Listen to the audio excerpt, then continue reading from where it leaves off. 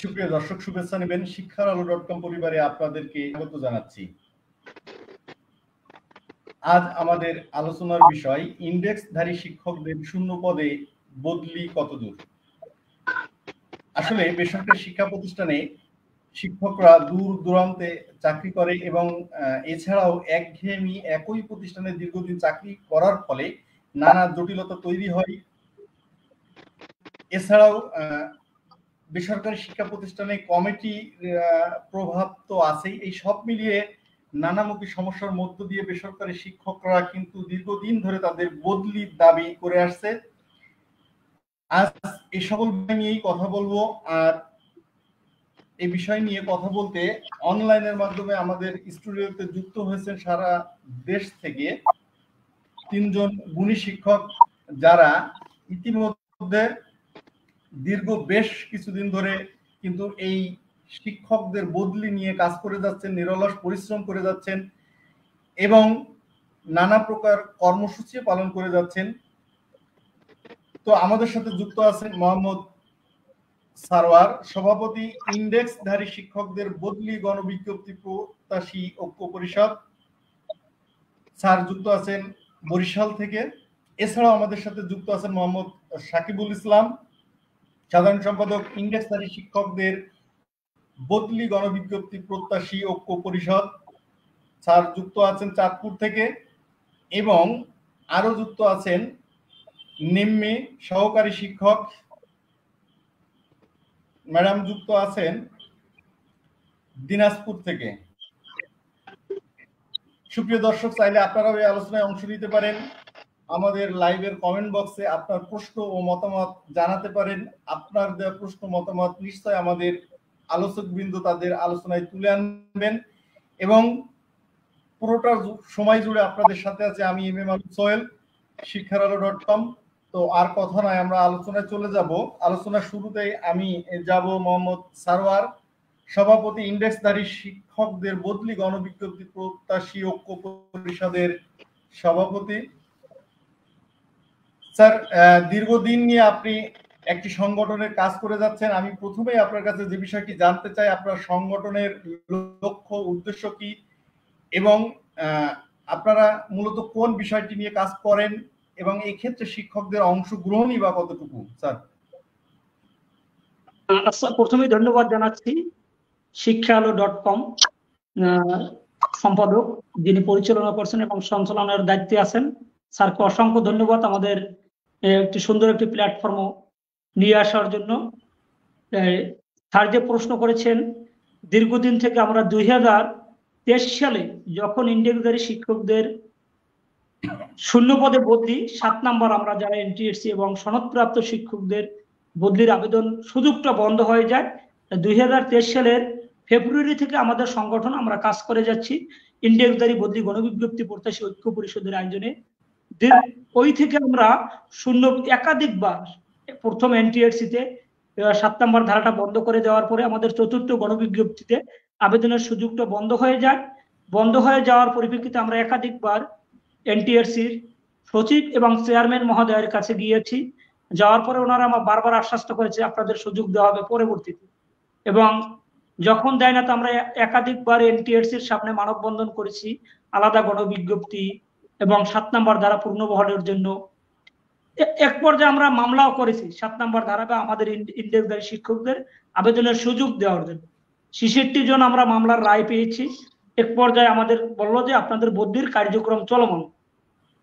তখন 17ই অক্টোবর আপনার মাতৃভাষা ইনস্টিটিউটে এর আগে আলাদা গণবিজ্ঞপ্তির জন্য আমরা এনটিআরসি কর্তৃক ইন্ডেক্সধারী শিক্ষকদের আলাদা গণবিজ্ঞপ্তির জন্য এনটিআরসির সামনে একাধিকবার মানববন্ধন করেছি আমাদের এই সংগঠনটি। পরবর্তীতে শিক্ষা মন্ত্রণালয় একটা উদ্যোগ নেয় শূন্য পদে এনটিআরসি কর্তৃক শিক্ষকদের বদলির চালু। ওনারা আশ্বস্ত করছে যে আপনাদের বদলির কাজ চলমান। আমরা যখন দেখলাম এটা নিয়ে অনেকদিন মানববন্ধন, কূটনৈতিকভাবে যোগাযোগ করার পরিপ্রেক্ষিতে ওনারা আমাদের কোনো সুরাহা করে না।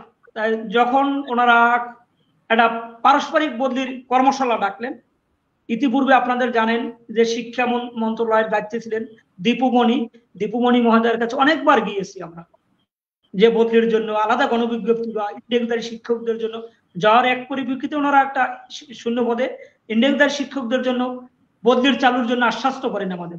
তো ওনারা যখন পারস্পরিক বদলির 2023 সালে 17ই অক্টোবর পারস্পরিক বদলির জন্য একটা কর্মশালা দেন। ওখানে আমরা বলি যে পারস্পরিক বদলির বিপরীতে একটা কর্মশালা দেয় 17 তারিখের পরে আবার 22 তারিখ দেয় পারস্পরিক। ওই 22 তারিখ যে কর্মশালাটা ডাকা হয় মাতৃভাষা ইনস্টিটিউট, তখন আমরা ইন্ডেক্সধারী বদলি গণবিজ্ঞপ্তি প্রত্যাশী ঐক্য পরিষদের আয়োজনে আমরা ওখানে আবার শূন্য পদের দাবি জানাই এবং কর্মকর্তাদের বুঝাতে সক্ষম হই। এর পরিপ্রেক্ষিতে ওনারা সিদ্ধান্ত নিয়ে আসে যে শূন্য পদে বদলি দিবে। দীর্ঘদিন চেষ্টার পরে মন্ত্রণালয় যোগাযোগ করার পরে 17ই আপনার 1 আগস্ট একটা আমাদের পরিপত্র জারি করে, সে জারিটা করে পারস্পরিক বদলি দিয়ে এখানে 1% শিক্ষক উপকৃত হবে না। এটা আমাদের চেষ্টার পরিপ্রেক্ষিতে দীর্ঘদিন যাবত আমরা ইন্ডেক্সধারী বদলি গণবিজ্ঞপ্তি প্রত্যাশী ঐক্য পরিষদের আয়োজনে শিক্ষকরা মাঠে ছিলাম। মাঠে থাকার পরে ওনারা একটা উদ্যোগ নেওয়ার আমাদের ভিতরে কিছু শিক্ষক এই যে স্বৈরাচার শিক্ষা মন্ত্রী ছিলেন ওনার হাত পা ধরে এই শেষ মুহূর্তে পারস্পরিক বদলিতে হতে দেয়নি, আমাদের শূন্য পদে বদলি হতে দেয়নি ওনারা, যার কারণে সিদ্ধান্ত উপনীত হল একটা চালু করলে আসবে, পারস্পরিক বদলি চালু করেছেন। এর আগে আমাদের মন্ত্রণালয় সূত্রে একাধিক কর্মকর্তা বলেছেন আমাদের যে পারস্পরিক বদলিটা যাদের কারণে চালু হয়েছে এই সকল ব্যক্তি নাম বলেছে, এর ইতিপূর্বে আমরা কাজ করেছি, বলেছে যে আপনার শিক্ষামন্ত্রী গৌতম এবং রবিউ এই দুইটি ব্যক্তি কারণে আপনার বদলিটা বন্ধ হয়েছে, শূন্য পদে বদলিটা হয়নি। জি ধন্যবাদ স্যার। কিন্তু স্যার আপনি কি আমাকে বলবেন যে আসলে আপনারা মনে করছেন যে আপনাদের এই দাবিটি যৌক্তিক এবং মেনে নেওয়া উচিত? জি আমি মনে করি এটা যৌক্তিক দাবি। তো একটি জি জি জি আমি আপনার কাছে এই দাবির যৌক্তিকতা নিয়ে আসলে একটু জানতে চাই স্যার। জি আমি মনে করি এই দাবিটি যৌক্তিক এবং 100% 100 বেসরকারি শিক্ষকদের বদলি নেই, কিন্তু এনটিআরসির মাধ্যমে যে সকল শিক্ষক নিয়োগ প্রাপ্ত হয়েছে এবং সনদধারী যে সকল শিক্ষক আছে 12.2 এর ধারায় উল্লেখ আছে, 12.2 এমপি নীতিমালার 21 আলোকে 12.2 এ ধারায় উল্লেখ আছে সরকার যদি চায় এনটিআরসি কর্তৃক সুপারিশ প্রাপ্ত শিক্ষকদের পদ শূন্য থাকা সাপেক্ষে বদলি চালু করতে পারবে। তা আমরা চাচ্ছি এই ধারার অন্তত সর্বজনীন বদলি যদি চালু করা সম্ভব না হয়, আমাদের যেহেতু 7 নম্বর ধারাটা বন্ধ করে দিয়েছে, 12.2 এর ধারা অনুযায়ী বদলি চালু করা উচিত। এবং সরকার সিদ্ধান্ত নিয়েছে, আমরা একাধিকবার এই যে অন্তর্বর্তীকালীন সরকার গঠন করার পরে আমরা সরকারের কাছে গিয়েছি এবং 27 তারিখ এটা আসবো, পরে আপনি প্রশ্ন করবেন আমি আসবো। ধন্যবাদ স্যার। জি জি কিন্তু স্যার আপনি কি আমাকে একটু বলবেন যে আসলে এই যে বদলি আপনারা যেটা বলছেন যে 7 নম্বর ধারাটা তুলে দেওয়া হয়েছে এবং এই 7 নম্বর ধারা বন্ধের কারণে আপনারা যারা এনটিআরসি এর মাধ্যমে নিয়োগ প্রাপ্ত হয়েছেন, ইন্ডেক্সধারী হয়েছেন, তারা আসলে বদলি হতে পারছেন না। কিন্তু এই যে বদলি হতে পারছেন না এর পিছনে আসলে শিক্ষকরা কি কি সমস্যার সম্মুখীন হচ্ছে যদি দুই একটা উল্লেখ করতেন স্যার। আমি বলতে চাচ্ছি যে বদলিটা হতে পারছেন না, দেখেন এনটিআরসির মাধ্যমে এটা কিন্তু গভর্নমেন্ট নিয়োগ দিচ্ছে। 12,500 টাকা একজন সহকারী শিক্ষকদের বেতন, 500 থেকে 700 কিলোমিটার দূরে চাকরি করে 12,500 টাকা বেতনে বর্তমানে কোথাও আছে একটা গার্মেন্টস কর্মীর বেতন 20,000 টাকা, সেখানে 12,500 টাকা বেতন দিয়ে চাকরি করে এবং 500 থেকে 700 কিলোমিটার দূরে একটা মা মারা যায়, দাদা মারা যায়, দেখতে আসতে পারে না এবং কমিটির কর্তৃক বিভিন্নভাবে নির্যাতনের শিকার। এখানে যেহেতু 12.2-তে উল্লেখ আছে এনটিআরসি কর্তৃক সুপারিশপ্রাপ্ত শিক্ষকদের জনস্বার্থে বদলি চালু করতে পারবে, যেহেতু 7 নম্বর ধারাটা বন্ধ করে দিয়েছে, এই যুক্তিতে আমি মনে করি এই ধারাটা অতি শীঘ্রই শর্তহীনভাবে অন্তত সুপারিশপ্রাপ্ত শিক্ষকদের জন্য এবং সনদপ্রাপ্ত শিক্ষক যারা আছেন এদের জন্য বদলি চালু করা উচিত। এনটিআরসির মাধ্যমে একই সফটওয়্যারের মাধ্যমে সরকার যদি ইচ্ছা পোষণ করেন, ইতিমধ্যে সরকারকে আমি অন্তর্বর্তীকালীন সরকারকে ধন্যবাদ জানাচ্ছি, আমাদের দাবির পরিপ্রেক্ষিতে 27 তারিখ শিক্ষা উপদেষ্টা আমাদের দাবি মেনে নিয়েছেন এবং বদলির কাজটা স্যার স্যার আমরা যাব সে বিষয়ে যাব। আপনার কাছে আমি এই মুহূর্তে আরেকটি প্রশ্ন করতে চাই, সেটি হচ্ছে যে আপনি একটি সংগঠনের সভাপতি, আপনি দীর্ঘদিন ধরে এই শিক্ষকদের এই যৌক্তিক দাবি নিয়ে কাজ করে যাচ্ছেন। আপনি এ পর্যন্ত এই বিষয়টি নিয়ে ঊর্ধ্বতন কর্তৃপক্ষের সাথে আপনার সংগঠন কতবার যোগাযোগ করেছেন, বা কতবার এই বিষয় নিয়ে ঊর্ধ্বতন কর্তৃপক্ষের সাথে আপনার বসার সুযোগ হয়েছে? আসলে কি বলবো, এটা কতবার এটা হিসাব করা যাবে না। আমরা 2023 সাল থেকে অদ্যাবধি পর্যন্ত কতবার যে গিয়েছি, এটা একাধিকবার গিয়েছি। এমন প্রতি সপ্তাহে আমাদের 2-1 বার যাওয়া হয় কর্মকর্তাদের কাছে। যেতে যেতে ওনাদের কাছে আসছে বদলি নিয়ে এই শিক্ষা, এনটিআরসি, মাউসি এবং শিক্ষা মন্ত্রণালয়ের কর্মকর্তাদের কাছে একাধিকবার গিয়েছি। এবং আমরা এই সংগঠনটি শূন্য পদে বদলির প্রজ্ঞাপন জারি না হওয়া পর্যন্ত আমরা মাঠে আছি একাধিকবার। আমাদের একটু কথা বলি, ওনাদের আমরা বুঝাইতে সক্ষম হয়েছি যে আমাদের এটা যৌক্তিক দাবি, এবং মন্ত্রণালয়ের শিক্ষা উপদেষ্টা, এই অন্তর্বর্তীকালীন শিক্ষা উপদেষ্টা, এর আগে যে শিক্ষামন্ত্রী ছিলেন, এরাও বুঝতে সক্ষম হয়েছে যে অন্তত এনটিআরসির মাধ্যমে সুপারিশপ্রাপ্ত এবং সনদপ্রাপ্ত শিক্ষকদের বদলিটা যৌক্তিক দাবি, যেহেতু এনটিআরসির মাধ্যমে সনদ অর্জন করেছেন এবং সুপারিশ পেয়েছেন।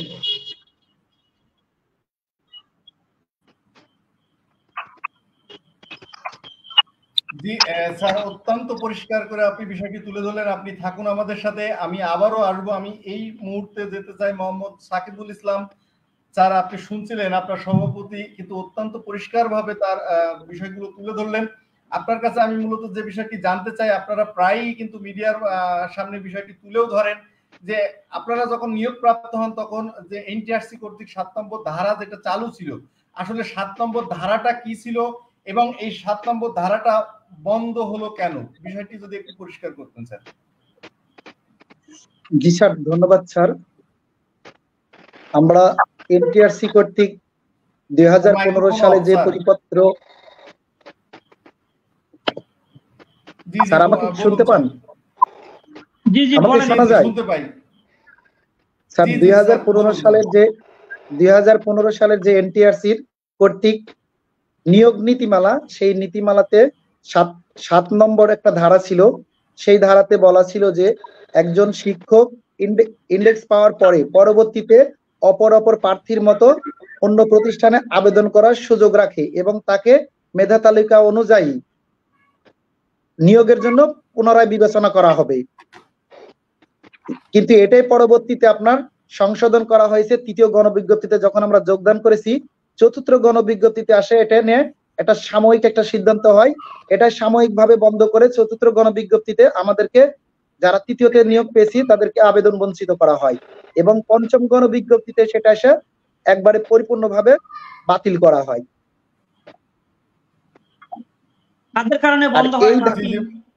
আর এই ধারাটা স্যার বাতিল করার কারণে আমরা যারা বাড়ি থেকে, জি স্যার বলেন। জি স্যার বলুন। আপনি কি এই বন্ধের পিছনে কাউকে দোষী বা কারোর কোনো প্রচেষ্টাকে দায়ী করেন, নাকি এটি অটোমেটিক্যালি বন্ধ হয়ে গেছে? না স্যার, অবশ্যই দায়ী করি।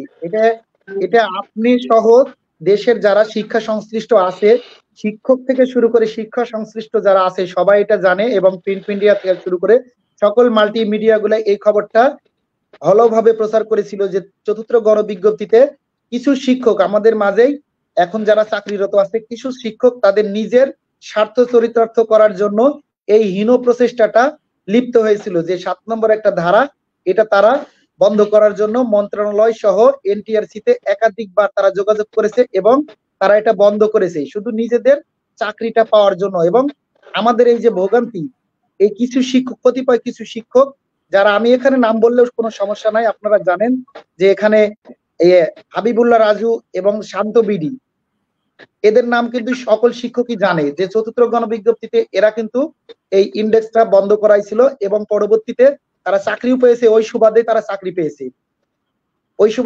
পেয়েছে এবং আমরা যারা 3য়তে দূরে যোগদান করেছি, তারা যে কি ভোগান্তিতে আছি এটা মনে করেন যে মুখে শুধু বলে প্রকাশ করা যাবে না। বিভিন্ন প্রিন্ট মিডিয়া এবং পত্রিকায় লেখা হয় যে এই বদলি না থাকার কারণে বা 7 নম্বর ধারা বাতিল করার কারণে অনেক শিক্ষক স্ট্রোক করে মারা গেছে। স্যার আপনি স্পেসিফিক ভাবে যখন কাউকে দোষী বলেন, আপনার কাছে কি এ ধরনের কোনো প্রমাণ আছে যে ওনারা এই পিছনে জড়িত বা ওনারা এই বন্ধের পিছনে দোষে দুষ্ট? জি স্যার, এটা সুনির্দিষ্ট প্রমাণ আছে স্যার। এটা নিয়ে অনেকভাবে লেখালেখি হয়েছে যে শান্ত বিডি এবং হাবিবুল্লাহ রাজু এই 7 নম্বর ধারা বাতিলের মূল নায়ক ছিলেন। এটা নিয়ে যথেষ্ট প্রমাণ আছে এবং ফেসবুকে বিভিন্নভাবে তাদের সম্পর্কে সেই সময় লেখা হয়েছিল, তাদেরকে ফুলের মালা দেওয়া হয়েছিল, তারা অনেক কিছু করেছিল এবং পরবর্তীতে যখন এটা হীন প্রচেষ্টায় প্রমাণিত হলো তখন তারা সামনে থেকে পিছনে চলে গেছে। এখন তারা আবারও মনে করেন যে পরবর্তীতে এখন যেখানে আমাদের এই যে শূন্য পদের ভিত্তিতে যে বদলিটা চালু হতে যাচ্ছে, ঠিক এই মুহূর্তে তারা সার্বজনীন বদলি চালু করার প্রেক্ষাপটে গত 29-এ দেখেছেন, গত 29 তারিখে একটা কর্মসূচি হয়েছে। সেই কর্মসূচিতে তারা কিন্তু সশরীরে যোগদান করেছে এবং আমাদের এই যে শূন্য পদে বদলি চালুর যে দীর্ঘদিনের প্রচেষ্টা, সেই প্রচেষ্টাকে তারা বাতিল করার আবারও একটা ষড়যন্ত্রে লিপ্ত হয়েছে। আমি আশা করছি যে ওনারা হয়তো বা এটা ভুল করেছে, বোঝেননি। আমি চাই যে ওনারা যেন সামনের দিনে এমন কাজ, হীন কাজ না করেন যেটা শিক্ষক সমাজের জন্য লজ্জাজনক এবং অত্যন্ত ক্ষতিকর। আজকে স্যার এখানে যদি বলি, দেশের আপামর জনগণ যারা আমাদের এই লাইভটি এই মুহূর্তে সংযুক্ত আছেন এবং দেখছেন, তাদেরকে বলতে চাচ্ছি যে একজন শিক্ষক যারা বাড়ি থেকে 500-700 কিলোমিটার দূরে যোগদান করেছেন, সেটা শুধু নীতিমালার উপরে নির্ভর করেই যে 7 নম্বর যে ধারা ছিল 2015 সালে 7 নম্বর ধারা, সেই নীতিমালার উপরে নির্ভর করে তারা যোগদান করেছিল যে ইন্ডেক্স পাওয়ার পরে পরবর্তীতে তো আমি আবেদন করার সুযোগ পাবো এবং সেই রাইটটা ছিল। কিন্তু এই শিক্ষকরা কতিপয় শিক্ষক কিন্তু স্যার অনেকে তো বলছে যে আপনারা জেনে বুঝে দূরে চাকরি নিলেন, তাহলে এখন কেন এই বিষয়টি এভাবে জি স্যার, আমি এটা বলছি স্যার, যেহেতু 7 নম্বর ধারা ছিল, 7 নম্বর ধারা থাকার কারণে আমরা দূরবর্তীতে যোগদান করেছি। তাহলে 7 নম্বর ধারাতে যে বা যারা আমি এখানে যাদের নাম মেনশন করলাম, যারা এখানে এটা বন্ধ করার জন্য মন্ত্রণালয় সহ এনটিআরসি এবং সংশ্লিষ্ট দপ্তরে যোগাযোগ করেছেন এবং তারা বন্ধ করাইছেন, আমাদের জন্য তো তারা কোনো রাস্তা করেনি। একটা রাস্তা বন্ধ করার পূর্বে তো আরেকটা রাস্তা তৈরি করতে হবে।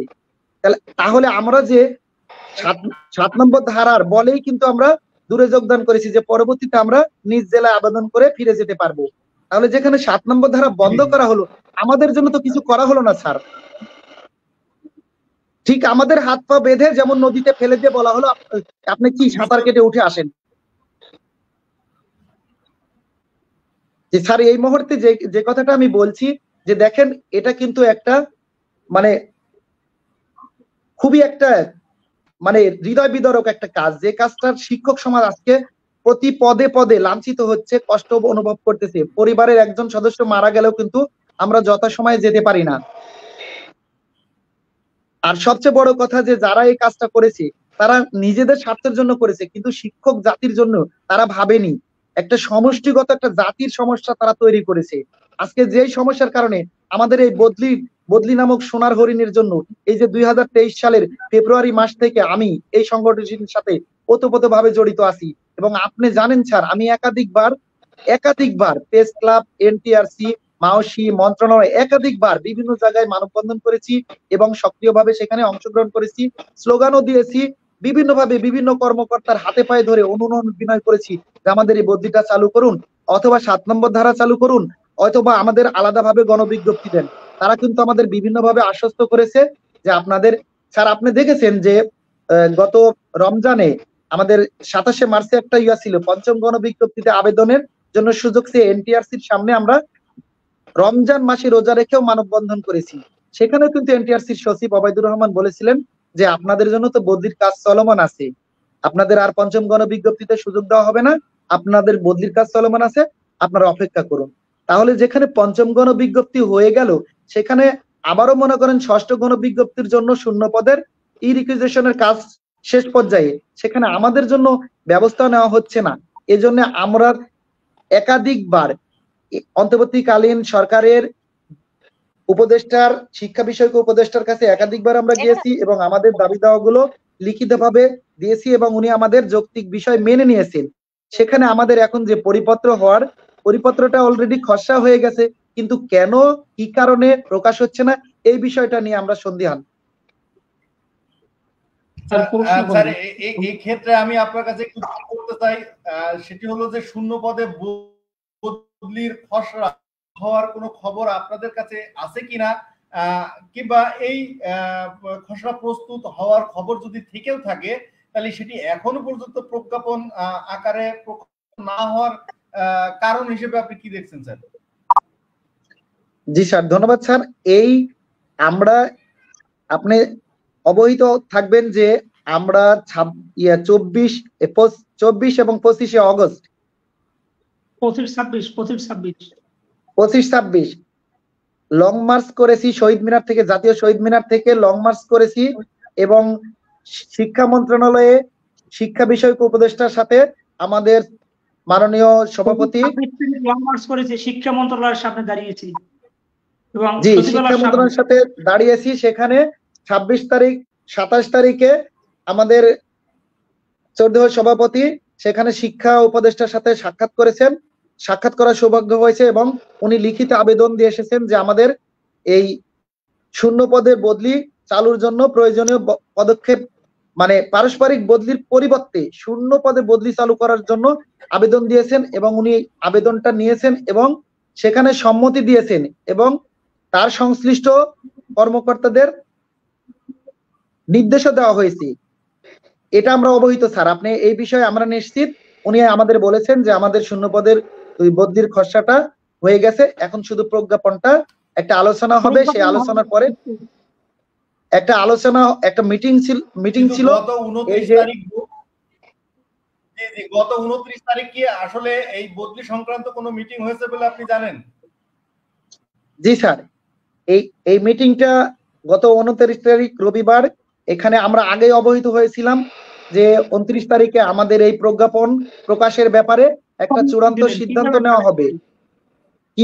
কিভাবে এখানে এই প্রজ্ঞাপনটা তারা প্রকাশ করবে সেই ব্যাপারে তারা একটা আলোচনা করবেন। এই আলোচনা এই যে 29 তারিখে যে বা যাহারা সর্বজনীন বদলিতে আন্দোলন করেছেন এবং তাদের এই আন্দোলনের প্রেক্ষাপটের কারণে তারা সেই দিন রাগান্বিত। আপনি জানবেন যে সচিবালয়ে কিছু শিক্ষক, এখানে বলা হয়েছিল, ফেসবুকে প্রচার করা হয়েছিল যে 6 জনকে ভিতরে ঢোকানোর অনুমতি দেওয়া হয়েছিল। এই 6 জন শিক্ষকের মধ্যে আমি নাম বললেও সমস্যা নাই, এই যে আপনি জেনে অবহিত থাকবেন যে রবিউল সহ তাদের সাথে যারা ছিল তারা সেখানে সিনিয়র সচিব, অতিরিক্ত সচিবকে বিভিন্নভাবে তারা হ্যারাসমেন্ট করেছে, বিভিন্ন কথাবার্তা বলেছে এবং তারা রাগান্বিত হয়েছে এবং তাদের কারণেই আমাদের এই পরিপত্রটা প্রকাশ হয়নি। আপনি কি মনে করেন যে 29 তারিখ বদলির প্রজ্ঞাপনটা জারি হতো? জি স্যার, আমি মনে করি আমরা যেহেতু আগেই জেনেছি যে ওই দিনই এটার চূড়ান্ত একটা ফলাফল আসবে, আমাদেরকে উপদেষ্টা মহোদয় বলেছিলেন যে বাবা ধৈর্য ধরো, সামনে রবিবারে একটা চূড়ান্ত সিদ্ধান্ত হবে, সেই সিদ্ধান্তে তোমরা সন্তুষ্ট হবে। তাহলে 29 তারিখে যেখানে এই সার্বজনীন বদলিতে আন্দোলন করা হলো, তারা সচিবালয় ঘেরাও করার মতো একটা পরিবেশ তৈরি করলো, সেখানে তারা কিন্তু ওই মিটিং থেকে কিন্তু এই যে অতিরিক্ত সচিব এবং সিনিয়র সচিব তারা এই দুজনকে, এই যে 6 জন লিডার গিয়েছিলেন শিক্ষকদের মাঝখান থেকে, তারা 2-1 জন তাদেরকে কটাক্ষ ভাবে মানে তাদের বিরূপ আচরণ করেছেন এবং তাদের প্রতি তারা রাগান্বিত হয়ে এই কাজটা বিলম্বিত হয়েছে। স্যার, আমি আপনার কাছে আরেকটি প্রশ্ন করতেই চাই, সেটা হচ্ছে যে আপনারা আসলে কি 7 নম্বর ধারাটি ফেরত চান, নাকি বেসরকারি শিক্ষা প্রতিষ্ঠানে ইন্ডেক্সধারী শিক্ষকদের বদলির জন্য সুনির্দিষ্ট কোনো নীতিমালা চান, না এই যে ইন্টার্স এর মাধ্যমে আপনারা যারা নিয়োগপ্রাপ্ত হয়েছেন তাদের বদলির সুব্যবস্থার জন্য আলাদা কোনো গণবিজ্ঞপ্তি চান? কারণ এক এক সময় তো এক একজন আপনাদের শিক্ষকদের মধ্যে থেকে নানা কথা হচ্ছে, আসলে আপনারা যদি বিষয়টা একটু সুস্পষ্ট করতেন স্যার। জি স্যার, এটা আমি আগেও বলেছি স্যার যে আমরা একাধিকবার আলাদা গণবিজ্ঞপ্তি চেয়ে এবং 7 নম্বর ধারা ফিরেছে একাধিকবার আমরা যোগাযোগ করেছি, মানববন্ধন করেছি, সেখানে আমরা ইতিবাচক সাড়া পাইনি। এজন্য আমরা পরবর্তীতে মানে যখনই আমাদেরকে বলা হয়েছে 5ম গণবিজ্ঞপ্তির আগেই যখন বলা হয়েছে যে আপনাদের তো বদলির ব্যবস্থা হচ্ছে, তারপরে কিন্তু আমরা 7 নম্বর ধারা আর কখনো ফিরে চাইনি, আলাদা গণবিজ্ঞপ্তিও চাইনি। তারপর থেকে আমরা কিন্তু আগে থেকে যেহেতু কাজ করতেছি যে আমাদের শুধু প্রতিষ্ঠান পরিবর্তন দরকার, নিজ জেলায় ফিরে যাওয়া দরকার, সেটা যেই ওয়েতে হোক আমাদেরকে যেন এই মানে মন্ত্রণালয় সেই ব্যবস্থাটা করে, যারা আমরা দূরবর্তী বিভিন্ন জায়গায় নিয়োগ পেয়েছি এনটিআরসির মাধ্যমে, যাদের সনদ আছে এবং এনটিআরসি কর্তৃক সুপারিশ প্রাপ্ত।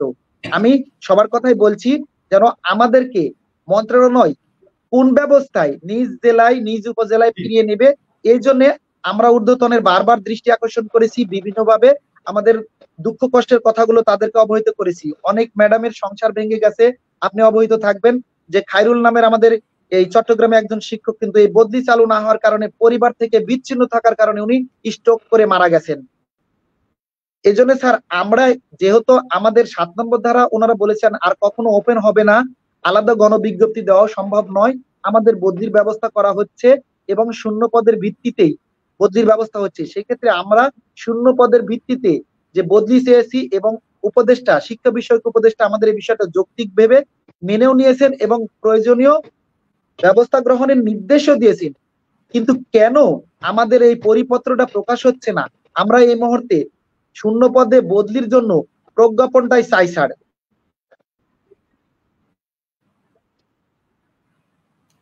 জি, বুঝতে পারছি স্যার, আপনি অত্যন্ত স্পষ্টভাবে কিন্তু আপনার কথা দ্বারা ফেরত কিংবা আলাদা কোনো গণবিজ্ঞপ্তি নাই, আসলে এই যে ইন্ডেক্সধারী শিক্ষকদের বদলির জন্য একটি সুনির্দিষ্ট নীতিমালা চাচ্ছেন, যে নীতিমালার মধ্য দিয়ে প্রতি বছরই একজন শিক্ষক যেন তার নিজ কর্ম পছন্দ মতো জায়গায় ফিরে যেতে পারে এবং অত্যন্ত সুস্থ সুন্দর মস্তিষ্কে পরিবার পরিজন নিয়েই যেন তার কর্মক্ষেত্রে কাজ করার সুযোগ পায়, সেই জিনিসটা আপনারা চাচ্ছেন। আপনি থাকুন আমাদের সাথে, আমি এই মুহূর্তে চলে যাব নিম্মি ম্যাডামের কাছে। ম্যাডাম, আপনার কাছে আমি যে প্রশ্নটি করতে চাই, আপনি একজন শিক্ষক, একজন মা আর একজন গৃহিণী, সর্বোপরি আপনি একজন নারী। আপনি যেমন নারী শিক্ষক তেমন কর্মজীবীও একজন নারী। এতগুলো বিষয় ম্যানেজ করে চাকরি করাটা তো অত্যন্ত দুরূহ ব্যাপার। তার উপরে যদি আপনার এই বদলি ব্যবস্থাটি আটকিয়ে থাকে বা বদলি ব্যবস্থাটি রহিতকরণ করা হয়, সেটি তো একজন কর্মজীবী নারী হিসেবে অত্যন্ত বেদনার। আপনি আসলে এই পরিস্থিতিতে কি কি ধরনের প্রতিবন্ধকতার সম্মুখীন হচ্ছেন যদি আমাদের একটু বলতেন।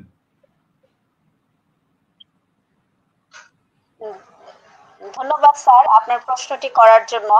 আসলে একজন নারী, তো নারীর অনেক রূপ, নারী মা, নারী বোন, নারী মেয়ে, নারী সন্তান, এইরকম বহু রূপে আমরা একজন নারীর মানে মানে প্রকাশ হয়। তো আমি স্যার একজন নারী শিক্ষক এবং অনেক দূর দূরান্তের নারী শিক্ষকদের সাথে আমার যোগাযোগ আছে। সবারই দুঃখ কষ্ট বেদনা গুলো তার সংক্ষিপ্তে বলছি। যেমন আমি আমার বাসার জয়পুরহাট জেলা, আমি চাকরি করি দিনাজপুর জেলা। আমি সকাল 8টার সময় বাসা থেকে বের হই, 8টারও আগে আর কি, 7:40 আমি বাসা থেকে বের হই, আমার প্রতিষ্ঠানে পৌঁছায়, আবার 4টার সময় প্রতিষ্ঠান ছুটি দিলে বাসা আসতে আসতে স্যার আমার 6:30 7টা। এই জার্নিটা প্রায় 5 ঘন্টার মতো জার্নি, প্লাস আপনার 3টা যানবাহন পরিবর্তন করতে হয়। একজন নারী হয়ে সকালবেলা স্যার উঠতে হয়, আমার একটা ছোট বাচ্চা আছে, তাকে টেক কেয়ার করতে হয়, সংসারে রান্না বান্না করতে হয়। আমি যেহেতু একটা বাড়ির বউ, মানে ছোট মেনটেন করতে হয়, সবাই দাবি দাওয়া পূরণ করে স্যার আমাকে 7:40 বাসা থেকে বের হতে হয়। আর তারপর গাড়ি ভেঙে, বাস, অটো, ভ্যান এবং পায়ে হেঁটে এইসব প্রতিকূলতার মধ্যে আমাকে যেতে হয়। আপনার আমি স্যার যখন 4টার সময় স্কুল থেকে রওনা দিয়ে বাসায় আসতে তো এই ভাষা চলছে। তো এরকম আরো নারী আছে স্যার। এছাড়াও আমাদের রাস্তাঘাটে অনেক প্রতিকূলতা, যেমন নারী শিক্ষকরা যখন একটা জেলায় নিজের পরিবার পরিজন ছেড়ে অন্য একটা জেলায় চাকরি করে স্যার, মেয়েটার নিরাপত্তা নিয়েও সমস্যা। আমরা জানি, যতই বলি না স্বাধীনতা, নারী অধিকার, নারীর উন্নয়ন, আমাদের দেশের নারীরা স্যার সত্যি অনেক নিরাপদ না রাস্তায়। আমরা কিন্তু দেখতে পাই এই যে একটা নারী দুর্গম এলাকায় একা থাকে, তার হাজবেন্ড হয়তো বা আরেক প্রান্তে থাকে, সেখানে একটা নারী বিভিন্ন রকমের আপনার হয়রানির শিকার হয়, যেটাকে আমরা বলতে পারি ধরেন যে একটা মেয়ে থাকে অনেকে অনেক কথা বলে, তারপর স্থানীয়দের সাথে আছে স্যার, কমিটির মাধ্যমে আছে, স্কুলের অনেক পরিবেশের সাথে তার খাপ খাওয়াতে অনেক প্রতিকূলতার শিকার হতে হয়, এবং অনেক ক্ষেত্রে হাজবেন্ডরা বলে যে তুমি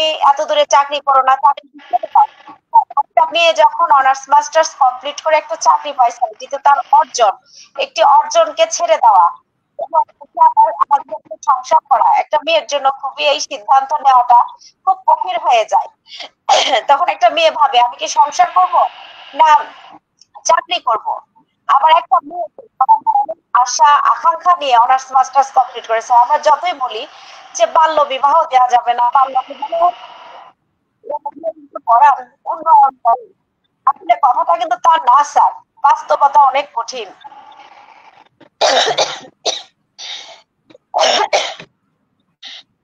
কিন্তু কিন্তু ম্যাম আপনি যখন অনেক দূর থেকে, অর্থাৎ একটি ভিন্ন পরিবেশ, ভিন্ন জেলা, ভিন্ন ভৌগোলিক স্থানে আপনি চাকরি করেন, সেক্ষেত্রে আপনি আপনার প্রতিষ্ঠানের সহকর্মীদের কাছ থেকে কোনো সহযোগিতা পান কিনা, কিংবা সেখানেও কি কোনো প্রতিবন্ধকতা সৃষ্টি হয় দূর দূরান্ত থেকে গিয়েছেন সেজন্য?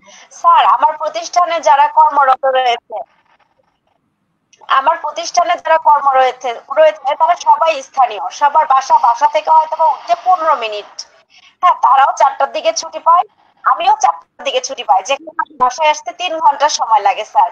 এখন আপনিই বলেন এখানে আমি কোনো সুযোগ সুবিধা পাই কিনা, তাদেরকেও 4টা-5টা ক্লাস নিতে হয়, আমাকেও নিতে হয়। আমরা সব অধিকারের কথা বলি, সম অধিকারের কথা বলি, সম মর্যাদার কথা বলি, প্রকৃতপক্ষে কি আমরা নারীরা সম অধিকার আমাদের দেখেন, আমরা বলা হয় যে একটা দেশ গঠনের জন্য একজন পুরুষের যে ভূমিকা থাকবে, একটা নারীরও তার ভূমিকা থাকবে বলা হচ্ছে।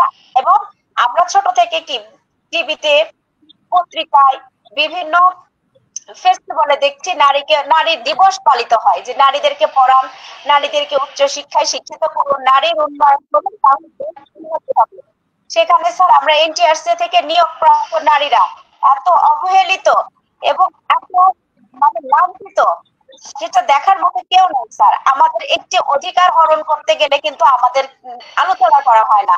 আমরা প্রান্তিক পর্যায়ে শিক্ষক, আমাদের যখন 7 নং ধারা বন্ধ করা হলো স্যার, করার পর বদলি হলো, তখন কিন্তু আমরা যারা প্রান্তিক শিক্ষক, যাদের জন্য এটি করা হয়েছে, তাদেরকে নিয়ে কিন্তু আলোচনা করা হয় নাই স্যার।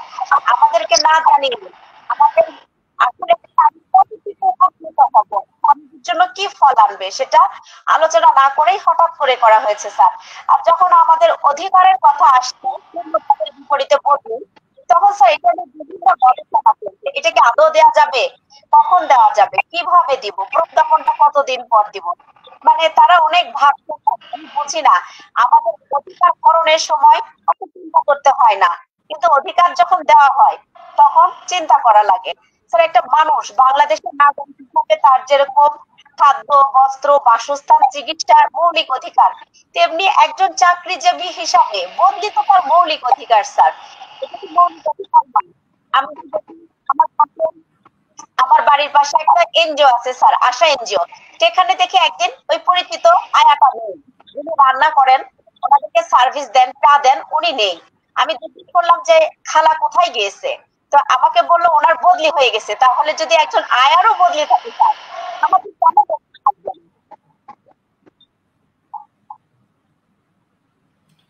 জি, বুঝতে পারছি ম্যাম। কিন্তু আপনি তো জানতেন যে বেসরকারি শিক্ষা প্রতিষ্ঠান বা এমপিওভুক্ত শিক্ষা প্রতিষ্ঠানে বদলি সিস্টেমটি নাই, আপনি জেনে বুঝেই তো চাকরি নিয়েছেন। এরপরেও সরকার খুব সম্প্রতি আপনার পারস্পরিক বদলির একটি ব্যাপার চালু করেছে, কিন্তু এক্ষেত্রেও কি আপনারা এই বিষয়টি কি আপনাদের কোনো কাজে আসছে না, বা এই বিষয়টি কি আপনারা মনে করছেন যে আপনাদের সাথে আরেক প্রকার প্রহসন চলতেছে, বা আপনাদের দাবির সাথে এটি কোনোভাবেই যায় না, পারস্পরিক বদলির ব্যাপারটি? জি স্যার, আসলে আপনি যেটা বললেন যে এটা হচ্ছে রবীন্দ্রনাথের গানের মতো হয়ে গেল স্যার, আমি জেনে শুনে বিষ করেছি পান। তার স্যার জেনে শুনে বিষ পান করার কারণটাই হচ্ছে আমার 7 নং ধারা ছিল স্যার, যেখানে সুস্পষ্টভাবে উল্লেখ করা ছিল আমি জেনে শুনে বিষ পান করার পরে অ্যান্টিবায়োটিক হিসাবে 7 নং ধারায় উল্লেখ করা ছিল যে আমি পরবর্তী গণবিজ্ঞপ্তিতে আমি আমার ম্যারিট অনুযায়ী নিজের যে সেলাই বিভাগে আসতে পারবে স্যার। এই জন্য স্যার আমরা জেনে শুনে রবীন্দ্রনাথের গানের মতো বিষ পান করেছি স্যার। আর যে মিউচুয়াল বদলির কথা বললেন স্যার, মিউচুয়াল বদলিটি যখন করা হয়েছে স্যার, তখন কিন্তু আমরা জানি না যে আমাদের মিউচুয়াল বদলি করা হচ্ছে। আমরা জানতাম এবং আমরা দীর্ঘদিন মাঠ পর্যায়ে কাজ করে যাচ্ছি শূন্য পদের বিপরীতে। মিউচুয়াল বদলির জন্য নয়। মিউচুয়াল বদলি স্যার আমাদের শিক্ষকদের কোনো মানে উপকার তো করবেই না, বরঞ্চ এটা ওই যে মরার উপর খাড়া একটা ঠিক সেই রকম স্যার। তো আমরা কিভাবে উপকৃত হব? একজন শিক্ষক আছেন, প্রাপ্ত শিক্ষক একজন আছেন চট্টগ্রামে, একজন আছেন ধরেন যে ঢাকায়, বা কেউ আছেন দিনাজপুরে। আমরা কাউকে খুঁজে পাবো এবং এটা কি পাওয়া সম্ভব? কারণ প্রত্যেকে তো আলাদা আলাদা সাবজেক্ট। আমার সাবজেক্টের কাউকে কি আমি অনুবীক্ষণ যন্ত্র দিয়েও কি খুঁজে পাবো স্যার? আমি তো পাবো না। পারস্পরিক বদলিটা চালু হয়েছে কাদের কারণে, কি জন্য হয়েছে একটু ক্লিয়ার করেন। আসলে ব্যক্তি স্বার্থ হাসিল করার জন্য কিছু শিক্ষক।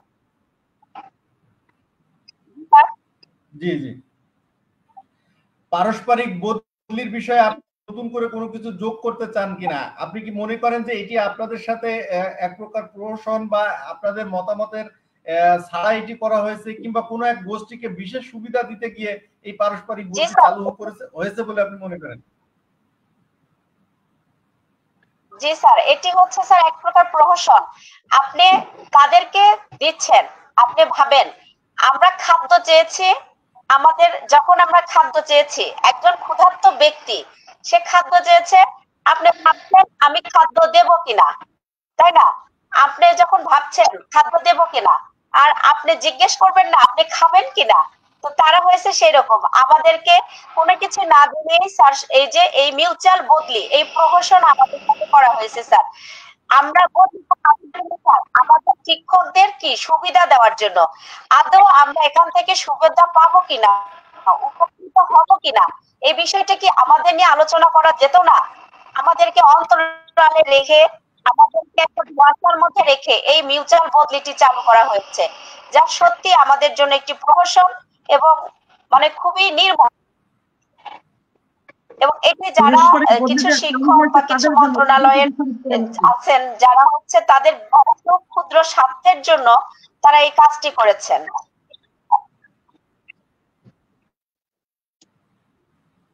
জি, বুঝতে পারছি। আপনি থাকুন আমাদের সাথে, আমি আবারও আসবো আপনার কাছে। আমি এই মুহূর্তে চলে যেতে চাই মোহাম্মদ সারওয়ার স্যার, আপনার কাছে যেতে চাই।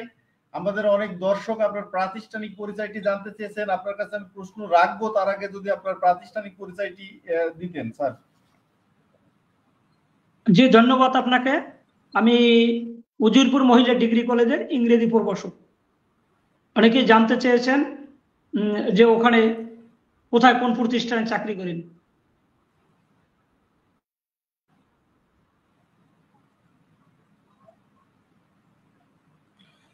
স্যার, আপনার কাছে আমি যে বিষয়টি জানতে চাই যে গত 27শে আগস্ট শিক্ষা উপদেষ্টার কাছে শূন্য পদে বদলির জন্য যেসব দাবি করেছেন সেটি কতটুকু যৌক্তিক, এবং সেটি সম্পর্কে তিনি কি বলেছেন, এবং কর্মকর্তাদের শূন্য পদে বদলির জন্য কোন ধরনের নির্দেশনা দিয়েছেন কিনা, যদি এই বিষয়টি স্যার আপনি একটু পরিষ্কার করতেন। জি, ধন্যবাদ স্যার আপনাকে সুন্দর প্রশ্ন করার জন্য। আমরা 25 এবং 26 তারিখ কেন্দ্রীয় শহীদ মিনার থেকে 25 তারিখ লং মার্চ করে শিক্ষা মন্ত্রণালয়ের সামনে আসি এবং 25 এবং 26 তারিখ মানববন্ধন করি শান্তিপূর্ণ। 26 তারিখ আমাদের একটা প্রতিনিধি দল শিক্ষা মন্ত্রণালয়ে ডাকা হয় আমাদের এই দাবির পরিপ্রেক্ষিতে, এবং মানববন্ধন করি। এর পরিপ্রেক্ষিতে শিক্ষা মন্ত্রণালয় যাই এবং শিক্ষা উপদেষ্টার কাছে আমাদের যৌক্তিক দাবিটি বাজেটবিহীন, এখানে কিন্তু সরকারের কোনো আর্থিক সংশ্লিষ্টতা নেই, শুধু সদিচ্ছের অভাব। এটা সরকার যে অন্তর্বর্তীকালীন যে সরকার, তাকে বুঝাতে সক্ষম হয়েছি। হওয়ার পরে উনি আমাদের যৌক্তিক দাবি মেনে নিয়েছেন এবং আমরা যে আবেদনপত্র দিয়েছি ওই আবেদনপত্র রিসিভ কপি আমার কাছে আছে। উনি অনুমোদন দেওয়া হলো এভাবে লিখিত দেয়, এবং ওখানের যে উচ্চপদস্থ কর্মকর্তা আমাদের কাছে বসিয়া ফোন দিছে, ফোন দিয়ে নির্দেশনা দিচ্ছে শূন্য পদে বদলির কাজ করার জন্য। এই কাজ করার পরিপ্রেক্ষিতে এনারা একটা খসড়া নীতিমালা তৈরি করছে খসড়া নীতিমালা তৈরি করে কাজটা যখন শেষ মুহূর্তে আসছে, কিছু গোষ্ঠী আমাদের ভিতরে, কিছু শিক্ষক এরা সুবিধা নেওয়ার জন্য, নাম নেওয়ার জন্য এই 29 তারিখ আমরা আমাদের একটা এই যে বদলি সংক্রান্ত একটা মিটিং ছিল। এই মিটিংটা আমরা জেনেছি কবে, ইতিমধ্যে আমরা 25 এবং আমাদের অগ্রগতি কবে, কাজের অগ্রগতি হিসেবে আমরা প্রজ্ঞাপন হয় না, প্রজ্ঞাপন না হওয়ার কারণে 12ই আগস্ট সংবাদ সম্মেলন করি জাতীয় প্রেস ক্লাব, ঢাকা জাতীয় প্রেস ক্লাবে দ্রুত প্রজ্ঞাপনের লক্ষ্যে। এরই লক্ষ্যে প্রজ্ঞাপন হয় না, কারণ কি খসড়া নীতিমালা তৈরি হয়েছে, প্রজ্ঞাপন হয় না। এরই অংশ হিসেবে আমরা 25 এবং 26 তারিখ শিক্ষা উপদেষ্টার সাথে দেখা করি। 25 তারিখ শিক্ষা মন্ত্রণালয়ে আমাদের একটা টিম যায়, এই 25শে সেপ্টেম্বর যাওয়ার পরে দীর্ঘক্ষণ অপেক্ষা করি। শিক্ষামন্ত্রী মিটিং এ ছিল, দেখা করার সুযোগ হয় না, দীর্ঘক্ষণ আমরা অপেক্ষা করি। 5টা 12 মিনিট ওখান থেকে শিক্ষা উপদেষ্টা বের হয়েছে। বের হওয়ার পরে যখন যায় তখন তার আমি যাওয়ার কথা বলার সুযোগ হয় না, তার পা ধরে বসি আমি, যে স্যার আমার বদলির প্রজ্ঞাপন আপনি যুক্তির দাবি মেনে নিয়েছেন, আপনি বদলির প্রজ্ঞাপন দেন না। তখন উনি আমার কাছ থেকে কাগজ নিয়ে নেন এবং আমার সাথে নিমি ম্যাডাম ছিলেন, আপনি নিমি ম্যাডামের কাছে জিজ্ঞেস করতে পারেন। 25 এবং 26 তারিখের ঘটনা, সাকিবুল স্যার ছিলেন, এখানে দুজনই আছে প্ল্যাটফর্মে। তখন আমি ওই 18 তলা থেকে ওই শিক্ষা উপদেষ্টা ভিতরে চলে যান। ভিতরে যাওয়ার পরিপ্রেক্ষিতে আমি লিফটে যাই, আমি আর লিফটে যেতে পারি না শিক্ষা উপদেষ্টার সাথে। আমি 18 তলা থেকে নিচতলায় দৌড়িয়ে নেমে যাই, নেমে ওনার সাথে কথা বলার চেষ্টা করি এবং কথা বলি। পিএস এবং শিক্ষা উপদেষ্টা বললে পরের দিন আমরা 26 তারিখ পরিকল্পনা মন্ত্রণালয়, আপনারা জানেন শিক্ষা উপদেষ্টা 2টা মন্ত্রণালয়ের দায়িত্বে, আগারগাঁও পরিকল্পনা মন্ত্রণালয় বসে 12টার পরে আমাদের যেতে বলেন এবং ওখানে আমাদের 8 সদস্য বিশিষ্ট একটা প্রতিনিধি দল যায়। এর ভিতরে আমাদের এখানে নিমি ম্যাডাম আছেন এবং সাকিবুল স্যার আছেন। ওনার সাথে আবার ওই দিন দেখা করি এবং তিনি এক আশ্বস্ত করেছে, নীতিগত আমরা সিদ্ধান্ত নিয়েছি তোমাদের 29 তারিখ বদলি বিষয়ক মিটিং। কিন্তু আমাদের কিছু শিক্ষক মহল যারা সার্বজনীন বদলি চাচ্ছে, এরা 29 তারিখ একটা বদলির জন্য মানববন্ধন করেন এবং শিক্ষা মন্ত্রণালয়ে যান কিছু শিক্ষক, ওখানে বসে অরাজকতা পরিবেশ সৃষ্টি করেন, যার জন্য আমাদের বদলির প্রজ্ঞাপনটা হয় নাই। তা নাহলে আমাদের প্রজ্ঞাপনটা হয়ে যেত। আমাদের সাধারণ শিক্ষকদের ভুল বুঝিয়ে নিয়েছেন, বিশেষ করে এনটিআরসি কর্তৃক সুপারিশপ্রাপ্ত শিক্ষকরা, ওনারা অনেকেই না বুঝিয়ে ওখানে গিয়েছেন। কারণ সার্বজনীন বদলিতে বলতে বুঝাচ্ছে কর্মচারী সহ। এই মুহূর্তে কিন্তু সরকার 5 লক্ষ শিক্ষকদের আওতায় আনতে পারবে না। যদি চায় সরকার প্রাথমিক পর্যায়ে এনটিআরসি সনদপ্রাপ্ত শিক্ষকদের একই সফটওয়্যারের মাধ্যমে শূন্য পদে বদলি দিতে পারে, এটা যুক্তি এবং তারা কিন্তু এটা মেনে নিয়েছেন। যখনই তারা সার্বজনীন বদলি চেয়েছেন কর্মচারী স্যার, আমি আপনার সাথে একটু যুক্ত করতে চাই। তাহলে আপনারা আসলে মূলত কি চাচ্ছেন যে যারা আপনারা এনটিআরসি এর মাধ্যমে নিয়োগপ্রাপ্ত হয়েছেন, শুধু আপনারা কি তাদের বদলি চাচ্ছেন নাকি শূন্য পদে বদলি সেক্ষেত্রে অন্যান্যদের সুযোগ আছে? ইন্ডেক্সধারী বলতে তো এমপি ভুক্তি পর্যন্ত যারা হয়েছেন তাদের সবাইকে বোঝায়। জি, ধন্যবাদ স্যার আপনাকে সুন্দর প্রশ্ন করার জন্য। যখন আমরা এনটিআরসি তে এবং মন্ত্রণালয়ে একাধিকবার গেলাম, যাওয়ার পরে শূন্য পদে বদলি চাচ্ছি, তখন কিন্তু আমরা শূন্য পদ সকল শিক্ষকদের বদলি চেয়েছি। যখন এই লাস্ট মুহূর্তে আসলাম, আসার পরে তখন শিক্ষা মন্ত্রণালয় থেকে উচ্চপদস্থ কর্মকর্তারা ওনারাই বলছেন যে আপনারা যে সর্বজনীন বা শূন্য পদে সকল ইন্ডেক্সধারী শিক্ষকদের বদলি চাচ্ছেন, 5 লক্ষ শিক্ষকদের বদলির আওতায় আনা সম্ভব না, আমরা পারবো না, দরকার হলে আমাদের বদলির কার্যক্রম বন্ধ থাকবে। তখন ওনারা আমাদের নির্দেশনা দিলে আপনারা পারস্পরিক বদলিটা বন্ধ হয়েছে 2-1 শিক্ষকদের কারণে, স্পষ্ট বলেছে। আপনারা আমার এখানে প্ল্যাটফর্মে এই নিমি ম্যাডাম আছে, তার কাছে জিজ্ঞেস করবেন। গৌতম রবিউল শিক্ষামন্ত্রী, আগের স্বৈরাচার শিক্ষামন্ত্রী ছিলেন, তার হাত পা ধরে বন্ধ করে দিয়েছেন, তাহলে কিন্তু আমাদের শূন্য পদে বদলি চালু হতো। যাই হোক, আমি কথা বলতে চাচ্ছি 13 তারিখ আমরা, আপনি জিজ্ঞেস করছেন যে সকল শিক্ষক, আমরা সকল শিক্ষকদের বদলি চাই, কিন্তু মন্ত্রণালয় এই মুহূর্তে অপারগতা প্রকাশ করছে যে ওনারা নীতিমালার বাইরে কিছু করবেন। 12.2 নম্বরে স্পষ্ট উল্লেখ আছে এনটিআরসি কর্তৃক সুপারিশপ্রাপ্ত শিক্ষকদের এবং সনদপ্রাপ্ত শিক্ষকদের যদি চায় শূন্য পদে বদলি চালু করতে পারবে, ইচ্ছে করলে জনস্বার্থে বদলি চালু করতে পারবে। আমরা চাচ্ছি সকল শিক্ষক আওতায় আসবে, বদলির আওতায় আসবে, কিন্তু পর্যায়ক্রমে আসবে। আমি সার্বজনীন বদলি বুঝাচ্ছি কর্মচারী সহ। আমি সকল শিক্ষকদের ধৈর্য ধরা অনুরোধ করবো যে বদলিটা আগে আওতায় আসুক, চালু হোক। শূন্য পদে বদলিটা এনটিআরসি সুপারিশপ্রাপ্ত এবং সনদপ্রাপ্ত শিক্ষকদের যদি আগে চালু হয়, ওনাদের সফটওয়্যারটা কিন্তু ডাটা আছে এনটিআরসি তে, যারা সনদ অর্জন করেছে সনদ অর্জন করেছে, এদের ডাটা আছে, এদের যদি বদলিটা চালু হয় আস্তে আস্তে সকল শিক্ষক চালু করবে। এর ভিতরে আমাদের কিছু শিক্ষক সর্বজনীন বদলি চাচ্ছে। সর্বজনীন বদলি বুঝাতে চেয়েছেন কর্মচারী সহ, কর্মচারী সহ এই মুহূর্তে তো বদলি অন্তর্বর্তীকালীন কিছুদিন হলো, 2 মাসও হয় না সরকার গঠন হয়েছে, এর ভিতরে তো অন্তর্বর্তী এই সর্বজনীন বদলি চালু করা সম্ভব না, কিন্তু এর জন্য সময় দরকার। এজন্য আমি সকল শিক্ষকদের আমি লাইভের মাধ্যমে অনুরোধ করব, সর্বজনীন বদলি যারা চাচ্ছেন যে বা যারা আপনাদেরও বদলির আওতায় আসবে, কিন্তু আগে বদলিটা চালু হতে দেন, পর্যায়ক্রমে আসবে। সুপারিশপ্রাপ্ত সনদপ্রাপ্ত শিক্ষক নেওয়ার পরে মন্ত্রণালয় যারা চাচ্ছে এদের অনুসারে আপনারা এই করেন। 12.2 ধারায় উল্লেখ আছে, এমপি নীতিমালা 2021-এর 12.2 ধারায় উল্লেখ আছে যে এনটিআরসি কর্তৃক সুপারিশপ্রাপ্ত শিক্ষকদের জনস্বার্থে বদলি চালু করতে পারবে। এনারা কিন্তু এই লজিক্যালি আগাচ্ছে, আর আমি সেই মর্মেই আমিও আগাচ্ছি। ওনাদের নির্দেশনা, ওনাদের পরামর্শক্রমে আমি চাচ্ছি এখন যে সনদপ্রাপ্ত এবং সুপারিশপ্রাপ্ত শিক্ষকদের বদলিটা আপাতত চালু হোক, তারপর সকলকে আওতায় নিয়ে আসা হোক। ধন্যবাদ স্যার আপনাকে। কিন্তু স্যার কিন্তু স্যার আপনারা যেমন 7 নম্বর যে ধারা সেটি ফেরত চাচ্ছেন না, আলাদা গণবিজ্ঞপ্তি চাচ্ছেন না, একটি সুনির্দিষ্ট নীতিমালার আলোকে এই বদলিটা চাচ্ছেন শূন্য পদে। এখন শূন্য পদে যদি একজন ইন্ডেক্সধারী যিনি আপনার এই এনটিআরসি এর মাধ্যমে সরাসরি নিয়োগ প্রাপ্ত না, তিনি যদি আবেদন করেন তাহলে কি তিনি বদলি হতে পারবেন না? জি ধন্যবাদ স্যার আপনাকে। মন্ত্রণালয় কিন্তু কাজ করছেন, মন্ত্রণালয়ের আমি পরামর্শ একাধিকবার মন্ত্রণালয়ের লোক আমাকে চিনে মোটামুটি। যখন 27 তারিখ মন্ত্রণালয় যাই, শিক্ষা উপদেষ্টা যখন অনুমোদন দিলে আমি কান্না করে দিই ওখানে বসিয়া। শিক্ষা উপদেষ্টা কিন্তু ওখানে উচ্চপদস্থ কর্মকর্তারা বলছে যে এই ছেলের নাম্বার রেখে দাও, এর সাথে যোগাযোগ করা কোন প্রক্রিয়া। আমি কিন্তু ওনাদের পরামর্শ করবে ওখানে ওনাদের পরামর্শক্রমে আমি একটা প্রস্তাবনা দিয়েছি এবং আবেদন পত্র দিচ্ছি, ওনাদের পরামর্শক্রমে আমি আগাচ্ছি। কিন্তু আপনি বলছেন যে সকল শিক্ষক যাদের সনদ অর্জন করেছে এনটিআরসির মাধ্যমে, এই সকল শিক্ষকরা যাদের ডাটাবেস আছে এনটিআরসিতে এরা সুযোগ পাবে, এবং সর্বজনীন বদলি যারা চাচ্ছে এই সকল শিক্ষকরা পাবে। কারণ আমি জানি কমিটির মাধ্যমে নিয়োগ প্রাপ্ত হয়েছে অনেক শিক্ষক দূর দূরান্তে আছে স্যার, এটা আমি বুঝি কষ্টের কথা। আমি কিন্তু আমি সকল শিক্ষকদের বিপক্ষে না, আমি পক্ষে। হয়তো তারা ভুল বুঝতে আছে, আমি চাচ্ছি তাদের একটু ধৈর্য ধারণ করার জন্য। আমি বদলে নিয়ে অবশ্যই কোনো বৈষম্য থাকবে না, এটা নিয়ে শূন্য পদে বদলি চালু হওয়ার পর কাজ করব। সর্বজনীন বদলি চালু বা অন্য কোনো বিষয় নিয়ে, সকল বিষয় নিয়ে শিক্ষকদের পক্ষে যে সকল বৈষম্য থাকবে এটা নিয়ে কাজ করবো ইনশাআল্লাহ। তাই প্রথমে আমার একটু অনুরোধ থাকবে, সকল লাইভের মাধ্যমে আমি অনুরোধ করছি সর্বজনীন বদলিটা এই মুহূর্তে সম্ভব না, একটু সুযোগ দিতে হবে। এই শূন্য পদে বদলির ক্ষেত্রে স্যার, জি স্যার, শূন্য পদের এই বদলির ক্ষেত্রে এটি কি শুধু সরকার কিংবা রাষ্ট্রের সদিচ্ছার ব্যাপার না, এখানে কোনো অর্থনৈতিক ব্যয়ের কোনো ব্যাপার আছে? জি স্যার ধন্যবাদ আপনাকে, সুন্দর প্রশ্ন করেছেন। কোনো অর্থনৈতিক ব্যয়?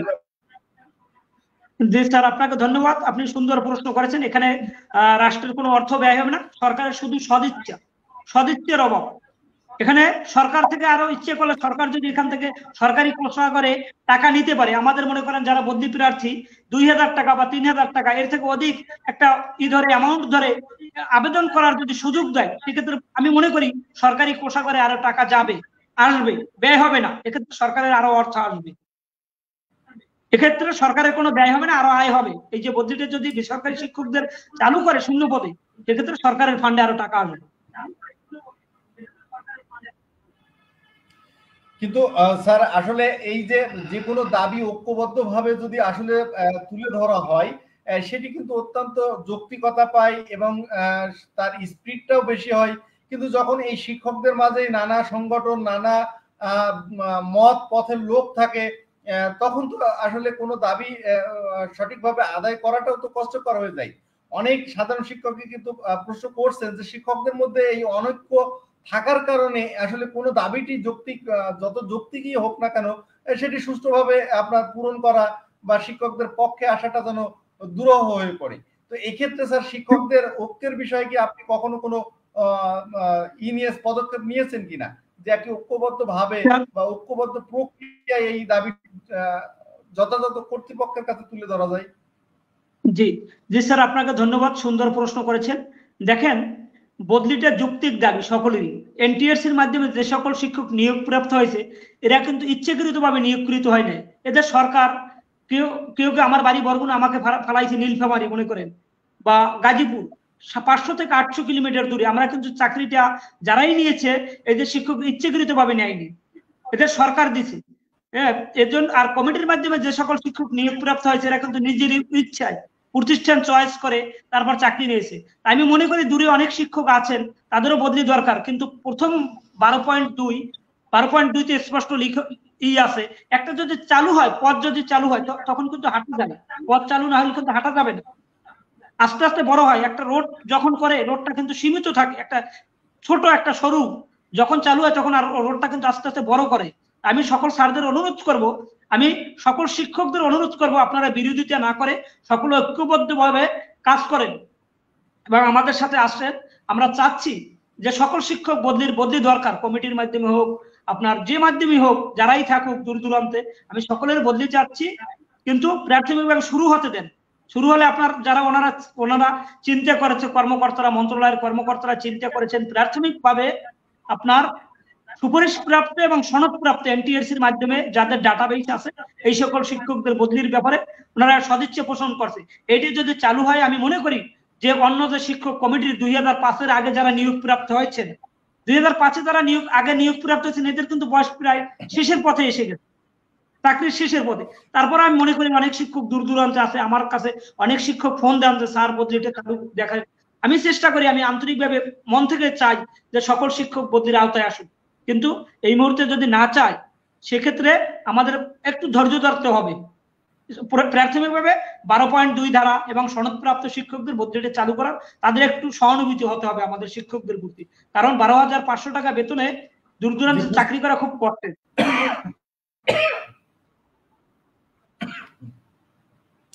জি, বুঝতে পারছি স্যার, আপনি আমাদের সাথেই থাকুন। আমি এই পর্যায়ে যাব মোহাম্মদ সাকিবুল ইসলাম স্যার।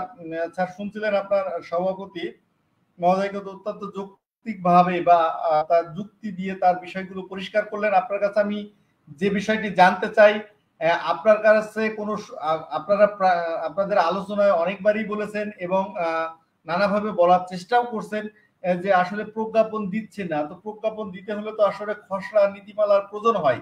তো আপনাদের কাছে সেরকম সুনির্দিষ্ট কোনো তথ্য বা উপাত্ত আছে কিনা যে মন্ত্রণালয়ে এ ধরনের বদলির জন্য খসড়া নীতিমালা প্রস্তুত হয়েছে, যার আলোকে আপনারা বলছেন যে আসলে প্রজ্ঞাপন দিচ্ছে না? স্যার, যদি বলতেন। প্রজ্ঞাপনটা কেন হয়নি এবং প্রজ্ঞাপন দিচ্ছে না কেন, সেটা একটু ক্লিয়ার করবেন। স্যার, ধন্যবাদ স্যার। আপনি যে প্রশ্নটা করেছেন, এটা আমরা এই বিষয়টা নিয়ে কিন্তু সন্দিহান যে কেন, যেখানে উপদেষ্টা মহোদয় আমাদের বলেছেন যে তোমাদের তো তোমরা তো চাচ্ছ যে যত দ্রুত দেওয়া যায় তত ভালো। আমরাও চেষ্টা করেছি যে যত দ্রুত দিলে তোমরা আমাদের কাছে আর না আসো, এই যে কান্নাকাটি আর শুনতে ভালো লাগে না, এই যে তোমরা প্রতি মাসে 2বার 3বার করে আসো, এই ইয়েটা কিন্তু অত্যন্ত কষ্টদায়ক। এই বিষয়গুলো আমরাও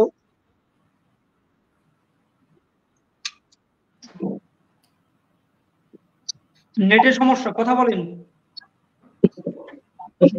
বিদ্যুৎ চলে গেছে স্যার। জি, এটা হতে পারে, সমস্যা নেই স্যার। সেই ক্ষেত্রে আমরা এটা হতেই পারে স্যার। জি স্যার, বিদ্যুৎ চলে গেছে, ব্যাকআপ আছে স্যার। ঠিক আছে, আমি লোকেশন চেঞ্জ করেছি। ঠিক আছে স্যার, ধন্যবাদ। যেহেতু আপনি যে বিষয়টা বলেছেন, আমরা এই বিষয়টা নিয়ে কিন্তু বারবার কিন্তু মন্ত্রণালয়ে যাচ্ছি এবং আমাদের কূটনৈতিক তৎপরতা চলমান রেখেছি যে কেন এই বিষয়টা হচ্ছে না এবং কারা এখানে প্রভাব ফেলতেছে। জি, যেখানে আমরা 25-26 তারিখে উপদেষ্টার সাথে সাক্ষাৎ করলাম এবং পরিকল্পনা মন্ত্রণালয়ে, সেখানে উনি বললেন যে বাবা, তোমাদের সামনে রবিবারে একটা শুভ সংবাদ তোমরা পেতে যাচ্ছ, ওই দিনে একটা মিটিং আছে, সেখানে একটা চূড়ান্ত আসবে। এখানে যখনই মনে করেন যে কতিপয় শিক্ষক, এই কথাটা কিন্তু স্যার আমি পূর্বে বলেছি যে এই হঠাৎ করে যখনই তারা শুনলেন যে আমরা দ্রুত প্রজ্ঞাপন পেতে যাচ্ছি, আমাদের এই যে আলোচনা হয় শিক্ষকদের মাঝে, এই আলোচনা থেকেই তারা কিছু শিক্ষক আছে দুষ্কৃতিকারী, যারা অন্যের কাজের ক্ষতি করার জন্য সদাই তৎপর থাকে, এরাই মনে করেন যে তখন কি করলো যে 29 তারিখে একটা কর্মসূচি দিয়ে দিল এবং আমরা কিন্তু লাইভে তাদেরকে অনুরোধ করেছি যে দেখেন আমরা একটা রাস্তা তৈরি করার জন্য 2-2.5 বছর থেকে চেষ্টা করতেছি, আপনারা আমাদের এই কাজে বাধা দেন না, আমরা রাস্তাটা তৈরি করি। একটা রাস্তা তৈরি করলে পথচারীর থেকে শুরু করে মন্ত্রী মিনিস্টার পর্যন্ত সবাই গাড়ি চালাতে পারে। তা আমাদের শুধু রাস্তাটা তৈরি করতে দেন, আমরা যেখানে পানিতে হাবুডুবু খাচ্ছি সেখানে সাঁতরানোর প্রয়োজন নাই, একটা শুধু রাস্তা করে আমরা আগে পার হওয়ার চেষ্টা করি, তারপরে সেটা পাকা রাস্তা বিশ্ব রোড হবে, সেখানে আপনারা ওই পাজেরো গাড়ি নিয়েও পার হতে পারবেন। এই যে কতিপয় শিক্ষক তখন আমাদের এই কথাটা অমান্য করে তারা নিজেদের এই যে ব্যক্তিত্ব ক্রেডিট নেওয়ার জন্য তারা কিন্তু এই যে সার্বজনীন একটা ঘোষণা দিয়ে এদেরকে আমি কখনো মাঠে দেখিনি। আর এদের সম্পর্কে হয়তো আপনিও জানেন যে এরা কিন্তু আমাদের সংগঠনের মতন ওতপ্রোত ভাবে কোনো কর্মসূচি করে নাই এবং দৃষ্টিগোচরও হয় নাই। তারা কিন্তু লোক ভাড়া করেও নিয়ে আসছে, এমনটি নিউজ আমাদের কাছে আছে। বিভিন্ন সংগঠন থেকে তারা লোক নিয়ে এসে টাকে করে লোক তারা ধার করে নিয়ে এসেছে ভাড়া দিয়ে, এমনটিও ছিল। শুধু তাদের এই হীন প্রচেষ্টা যে আমাদের যে শূন্য পদে যে বদলির পরিপত্রটা দ্রুত যাতে প্রকাশ না হয়, এই একটা বিঘ্নতা সৃষ্টি করার জন্যই তারা এই অপপ্রয়াস চালাছে। এবং তাদের কারণেই সেই দিনই কিন্তু যে আমাদের এই পরিপত্রটা চূড়ান্ত হয়ে যেত, তারা যখন সচিবদের সাথে এই যে খারাপ আচরণ করেছে তখন সচিবরা কিন্তু রাগান্বিত হয়ে বলেছেন যে আপনারা পরিপত্র চান তাহলে আন্দোলন করছেন কেন, আন্দোলন করে যদি পরিপত্র চান তাহলে আন্দোলনই করেন। তারপরে কিন্তু তারা সেখানে উপদেষ্টার সাথে সাক্ষাৎ করতে পারেনি, টিএস মহোদয় তাদেরকে এই দূর করে বের করে দিয়েছে। এখন স্যার এদের কারণেই কিন্তু আমি মনে করি এদের কারণেই আমাদের এই বিষয়টা এই বিলম্বিত হচ্ছে স্যার। আপনার কাছে আমি একটি বিষয় করতে চাই, সেটি হচ্ছে যে আসলে স্যার আমি আসবো আপনার কাছে, আমি সাকিবুল আসলাম স্যার, আমি সারোয়ার স্যার আপনার কাছে আসবো, আপনি তখন যোগ করেন, আপনি একটু নোট করে রাখেন। আমি সাকিবুল স্যার কাছে একটু জানতে চাই যে আসলে এই মুহূর্তে বদলির বিষয়টি নিয়ে যেভাবে আপনারা কথা বলছেন, আলাপ আলোচনা করছেন, নিয়মিত সচিবালয়ে যাচ্ছেন, কর্তৃপক্ষের সাথে কথা বলছেন, আসলে বদলির চেয়ে কি বেকারদের চাকরি বেশি দরকার নাই? এক সচেতন নাগরিক হিসেবে এই বিষয়টি কখনো ভেবেছেন কিনা? আর অন্য চাকরিতে গেলেন না কেন? কেন শিক্ষকতা পেশাকে বেছে নিলেন স্যার, একটু যদি বলতেন। জি স্যার, এই আপনি যে প্রশ্নটা করেছেন এখানে আপনারা দেখেছেন যখনই সরকারি চাকরিতে বয়স শেষ হয়ে যায় তখনই কিন্তু বেসরকারি চাকরিতে সবাই আসার ঝুঁকি নেয়, কিন্তু সরকারি এজ থাকা অবস্থায় কিন্তু কেউ কখনো চেষ্টা করে না, বেসরকারি এমপিভুক্ত বলেন, এনজিও বলেন আর প্রাইভেট কোম্পানি বলেন, কোনো চাকরিতে সরকারি এজ থাকা অবস্থায় কেউ যোগদান করে না। সেখানে আমি নিজেও কিন্তু 32 বছর যখন এজ তখন যোগদান করেছি তৃতীয় গণবিজ্ঞপ্তিতে, মানে আমার 2 বছর বয়স অতিক্রম হওয়ার পরেও। এবং এখান থেকে আমি সরকারিতে পরীক্ষা দিয়েছি, ভাইবা 2-1টা দিয়েছি, হয়তো সেখানে আমার মেধায় টিকা সম্ভব হয়নি, বা যে কোনো দেশের প্রেক্ষাপটে আপনারা জানেন যেহেতু শুধু কোঠায় পরিপূর্ণ ছিল, কোঠার কারণে হয়তো অনেকেই টিকে না, এই জন্য বেসরকারি চাকরিতে যোগদান করে।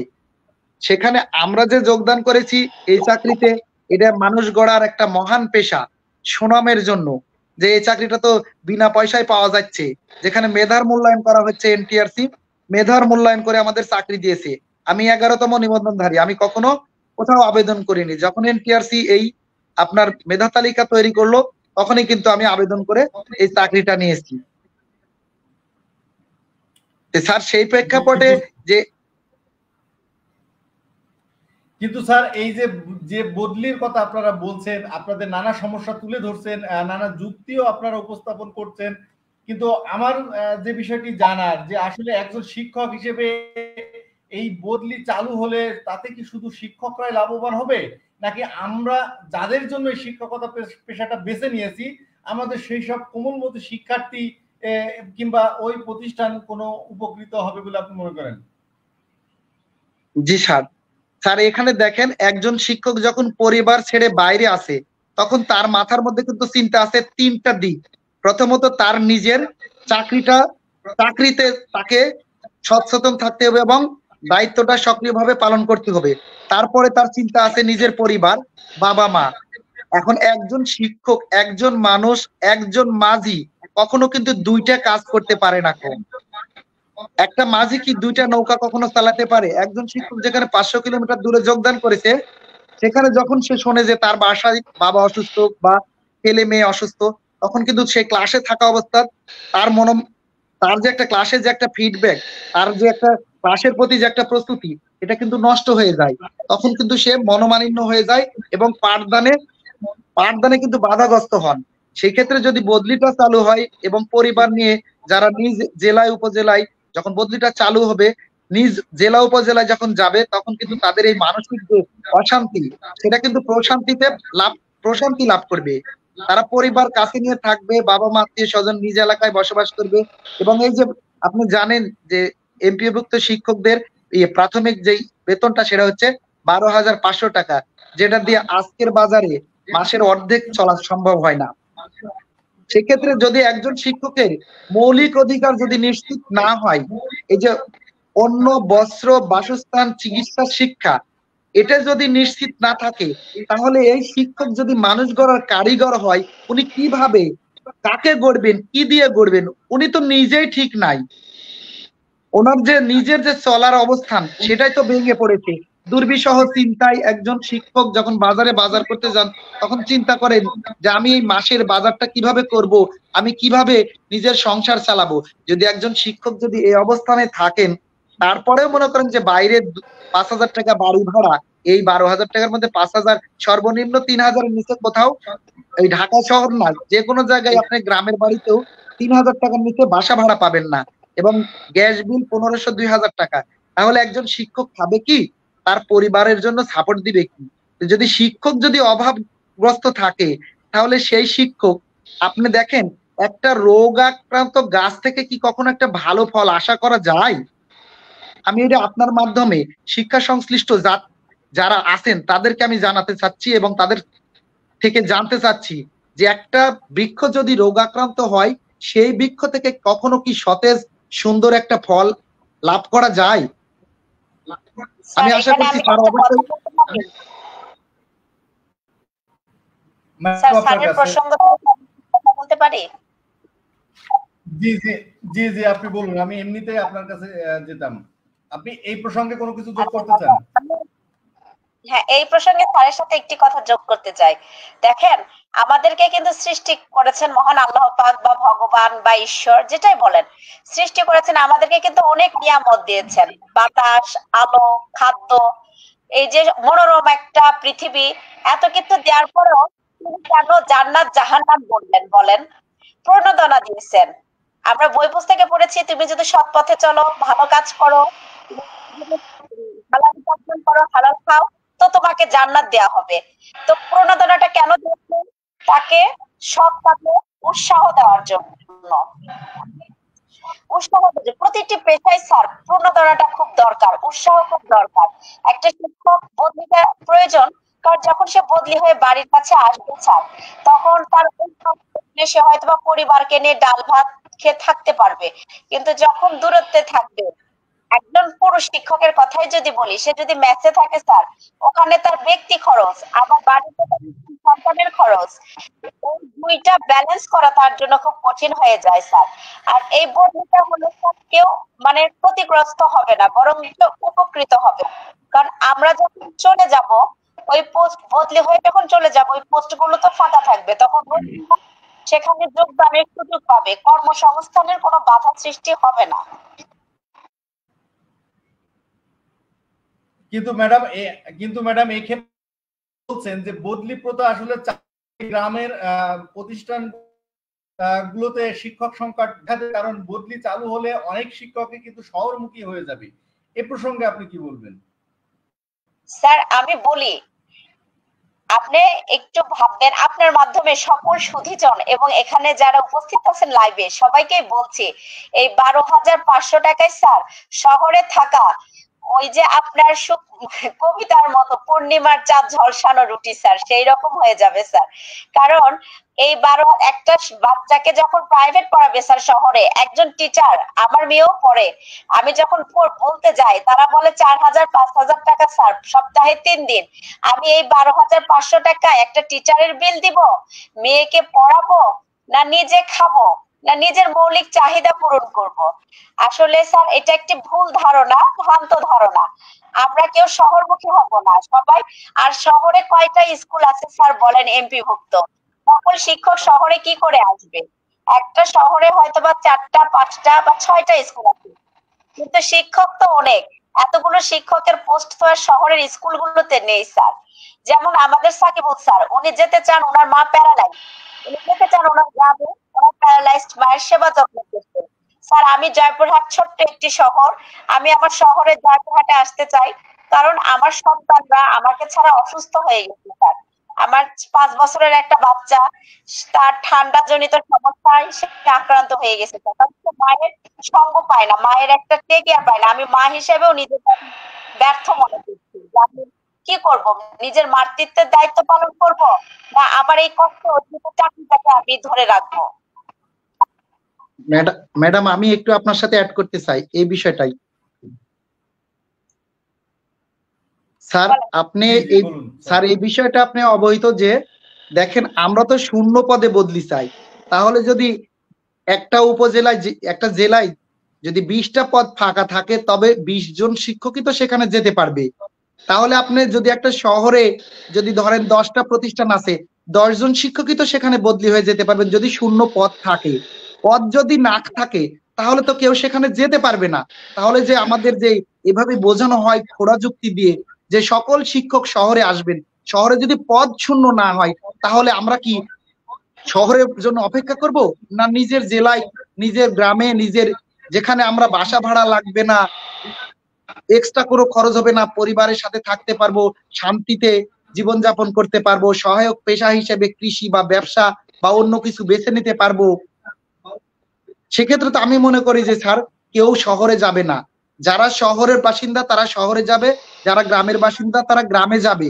সেক্ষেত্রে যদি শহরে পদ থাকে যেতে পারবে, আর পদ না থাকলে তো কেউ যেতে পারবে না। এটা কিন্তু আমি 100-র মধ্যে 100 ভাগ নিশ্চয়তা দিই, এটা একটা ভ্রান্ত ধারণা স্যার। অনেক পরিষ্কার স্যার, আপনার একদম পরিষ্কার বক্তব্য। কিন্তু আমি আপনার কাছে আসবো, আমি এই মুহূর্তে একটু নিম্মি ম্যাডামের কাছে যেতে চাই। ম্যাডাম, গত 29 তারিখ আপনাদের মতো শিক্ষকরাই কিন্তু এই বদলির দাবিতে জাতীয় প্রেস ক্লাবের সামনে মানববন্ধন করেছে, মন্ত্রণালয়ের শিক্ষা উপদেষ্টা মহোদয়ের সাথে দেখা করেছেন। আসলে আমি মূলত যে বিষয়টি জানতে চাই, আপনারা পরিষ্কার করেই বলবেন যে আপনারাও শিক্ষক সংগঠন, যারা গতদিন আপনার 29 তারিখে বদলি দাবিতে মানববন্ধন করছে তারাও তো শিক্ষক সংগঠন, বদলি চাচ্ছেন, তারাও বদলি চাচ্ছে। তাহলে একই দাবিতে আসলে আপনাদের এই যে দুইটা গ্রুপ, আপনি কি মনে করেন যে শিক্ষকদের মধ্যে এই অনৈক্য দাবি আদায়ের ক্ষেত্রে অন্তরায়? অবশ্যই স্যার, আমি মনে করি এই গ্রুপ বিভাজন, বিভক্তি এগুলো হচ্ছে খুব আমাদের বদলির জন্য অন্তরায়। আমরা প্রত্যেকটি শিক্ষকই কিন্তু বদলির দাবিদার, সবাই বদলি নিয়ে কথা বলছি। কিন্তু স্যার ওনারা যখন সর্বজনীন বলে, সর্বজনীন বিষয়টার ব্যাখ্যা কিন্তু অনেক লম্বা। যেমন সর্বজনীন বলতে ওই স্কুলের দপ্তরি, পিয়ন, প্যারানি সকলেই চলে আসছে সর্বজনীনে। তাহলে এত বড় একটা সেক্টরকে মেনটেন করা তো এই মুহূর্তে সম্ভব না। এবং আমাদের বিষয়টা এমপিও নীতিমালায় 2021 সালের 12 পয়েন্ট দিয়ে স্পষ্টভাবে উল্লেখ করা আছে যে এনটিআরসি থেকে সনদপ্রাপ্ত বা নিয়োগপ্রাপ্ত শিক্ষকদেরকে শূন্য পদের বিপরীতে জনস্বার্থে বদলির ব্যবস্থা করা যেতে পারে। আইন যেহেতু আমাদের জন্য একটি আইন কার্যকর রয়েছে, আমরা আইনের বাস্তবায়ন চাচ্ছি স্যার, অন্য কিছু না। এবং আমি চাই যে তারাও বদলিতে আসুক, কিন্তু সেটা কি পর্যায়ক্রমে আসুক আগে। কারণ এনটিআরসি থেকে যারা নিয়োগপ্রাপ্ত স্যার তারাই কিন্তু দূর দূরান্তে বেশি গিয়েছে। কমিটি থেকে কতজন শিক্ষক স্যার দূরে গিয়েছে যদি একটা জরিপ করেন, তাহলে 10% 5% শিক্ষকরা কিন্তু দূরে চাকরি করছে। কিন্তু বিপদগ্রস্ত হচ্ছে স্যার এনটিআরসি থেকে নিয়োগপ্রাপ্ত শিক্ষকরা, যারা দূর দূরান্তে চাকরি করছে, যাদের বদলিটা খুবই দরকার। কিন্তু ম্যাডাম গত দিনের কর্মসূচিতেও তো এনটিআরসি নিয়োগ ছিলেন, তাহলে আসল পার্থক্যটা কোথায়? স্যার গত দিনের মানে 29শে সেপ্টেম্বর যেটা হয়েছে আর কি, আপনার আন্দোলন যেটা বলছেন, প্রজ্ঞাপন, তারা আসলে আমাদের এনটিআরসিএ থেকে নিয়োগপ্রাপ্ত শিক্ষকদেরকে স্যার মিথ্যে আশ্বাস দিয়েছে যে আপনারা আসেন, আজকে আমরা মাঠে নামবো, একটা কঠোর আন্দোলন করব, অবস্থান কর্মসূচি করব, প্রজ্ঞাপন আপনাদের হাতে নিয়ে চলে আসবো। তো তারা যখন এই আশ্বাসটা পেয়েছে স্যার, ওই যে বাংলার একটা প্রবাদ আছে স্যার, আশায় বুক বাঁধে চাচা। তো আমরা আশায় বুক বেঁধে শিক্ষকরা বিভ্রান্তি হয়ে চলে গেছে। যেমন আদম আলাইহিস সালাম গন্ধক ফল খেয়ে ফেলেছিল, ইনারাও গন্ধক ফল খেয়ে স্যার চলে গেছেন 29 তারিখ। তারপর যখন দেখলেন সবাই শুভঙ্করের ফাঁকি, অবস্থান কর্মসূচি তারা আর করলেন না, ওই দিনই টোপলাটা আপনি বাঁধে চলে আসলেন। এবং আমি আপনার মাধ্যমে স্যার সকল এনটিআরসি, হ্যাঁ স্যার বলেন স্যার। ম্যাডাম, কিন্তু এই ক্ষেত্রে কি আসলে আপনারা যেহেতু উভয় পক্ষ আপনারা বদলি চাচ্ছেন, তো শিক্ষকরা আপনি নিজেও বদলি চাচ্ছেন, আপনি যাদের কথা বলছেন তারাও তো বদলি চাচ্ছেন। আসলে এভাবে আপনারা পরস্পরের প্রতি ব্লেম গেম খেলে তো আসলে কোনো কিছু আদায় করতে পারবেন না। সেক্ষেত্রে আপনারা যারা শিক্ষক তো মানুষ গড়ার কারিগর, আপনাদের কাছ থেকে শিখবে। তো আপনারা এই পরস্পর ভেদাভেদ ভুলে বা এই যে ব্লেম গেম এগুলো ভুলে যদি ঐক্যমত্যের ভিত্তিতে একটি বদলি এই বাস্তবায়নের পথে কাজ করেন, সেটি নিশ্চয় সাধারণ শিক্ষকদের জন্য মঙ্গলজনক হয়। এই ঐক্য কি সম্ভব কিনা? স্যার এটা অবশ্যই সম্ভব, কেন সম্ভব নয়? যেমন আমরা শিক্ষকরা প্রত্যেকে কি সহকর্মী, সহযাত্রী, সহযোদ্ধা। আমরা তো বলছি যে হ্যাঁ আসেন আমরা একত্রে কাজ করি। দেখেন স্যার, আমরা সেপ্টেম্বর মাসের 25-26 তারিখে ছিলাম সচিবালয়ের সামনে এবং কথা বলেছি, 12 তারিখে প্রেস ব্রিফিং করেছি। এবং আমার একটা অভিজ্ঞতা থেকে বলি স্যার, আমি 25-26 তারিখে সচিবালয়ে ছিলাম। তখন একজন কর্মকর্তার, ঊর্ধ্বতন কর্মকর্তার রুমে আমি ঢুকেছি। উনি আমাকে বলেছে কেন এসেছেন? তো আমি বলেছি স্যার আমি বদলির ব্যাপারে আসছি। তখন বলছে সর্বজনীন বদলি এই মুহূর্তে সম্ভব না, এই মুহূর্তে আমাদের ওই ব্যাপারে কাজ করা পসিবল না। আপনারা এনটিআরসি শিক্ষকদের যদি বদলি নিয়ে কিছু বলার থাকে বলতে পারেন। তো তখন আমি স্যারকে বললাম যে স্যার আমি এনটিআরসি থেকে, আমাকে তখন বলছে আপনি তো ইয়াং টিচার, আপনি তো মনে হচ্ছে কমিটির মাধ্যমে না। আমি তখন বললাম না স্যার আমি কমিটির মাধ্যমে না, আমি এনটিআরসি এর মাধ্যমে এবং আমাদের বদলি ব্যাপারে কথা বলতে এসেছি। এবং স্যার আমি চাই তারাও বদলি হোক, তাদের সাথে আমাদের কোনো বিভাজন নেই, তাদের প্রতি আমাদের কোনো বিরাগ নেই। কিন্তু যেখানে নীতিমালা রেডি হয়ে আছে সেই নীতিমালাটা বাস্তবায়ন হবে। তারপরে তারাও বলেছে যে আগে আপনাদেরকে আওতায় আনা হোক, পর্যায়ক্রমে তাদেরকেও আওতায় আনা হবে। এবং পর্যায়ক্রমে তাদেরকে যখন আওতায় আনার পর শুরু হবে স্যার, আমরা মাঠ পর্যায়ে সহায়তা করবো স্যার, কারণ তারা আমাদের সহকর্মী। তাদেরকে আমরা তো সুখী হতে পারবো না। আমরা বিজয়ের হাসি সেদিনই হাসতে পারবো যেদিন আমার সহকর্মীও একটি নিরাপদ যাপন করবে। ম্যাডাম 25 তারিখ কি করলেন? 25 তারিখ শিক্ষা উপদেষ্টার সাথে দেখা করতে পেরেছেন বা 26 তারিখ একটু ক্লিয়ার করেন। অনেকে বলছেন যে দেখা করতে পারেন না, বা এই বিষয়ে কতটুকু আশ্বস্ত পেয়েছেন? তো এটা তো স্যার অনেকে বলছে দেখা করতে পারিনি, কিন্তু না কতটুকু 25 তারিখ কার্যকরী কি ছিল এবং 26 তারিখ আমাদের কি ছিল একটু ক্লিয়ার করেন। 25 তারিখে আমরা সচিবালয়ে গিয়েছিলাম। তো ওই দিন মঙ্গলবার ছিল এবং ওই দিন মিটিং ছিল। তো আমরা 4টা পর্যন্ত তারা মিটিং এ ব্যস্ত ছিল, আমরা দেখা করতে পারি নাই। তো আমাদেরকে বলা হলো যে আজকে দেখা করা যাবে না, আপনারা চলে যান।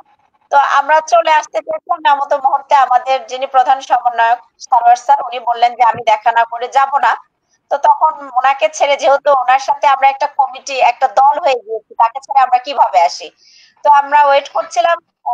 ঠিক 5টার দিকে মাননীয় শিক্ষা উপদেষ্টা উনি তার অফিস থেকে বের হয়ে লিফটে যাওয়ার জন্য বের হয়ে আসছিলেন। তখন সারোয়ার স্যারকে ওনার পা ধরে বলেছেন স্যার আমাদের, উনি কান্নাই করে ফেলছেন, স্যার আমাদের আপনি রিসিভ কপি দিয়েছেন, আমাদের যৌক্তিক দাবি বলেছেন, কিন্তু আমাদের কার্যক্রম বাস্তবায়ন হচ্ছে না কেন? তখন উনি কথা বলতে চেয়েছিলেন, স্যারও কথা বলতে চাইলেন, কাগজ হাতে নিলেন, কিন্তু লিফটে উনি উঠতে পারেন নাই।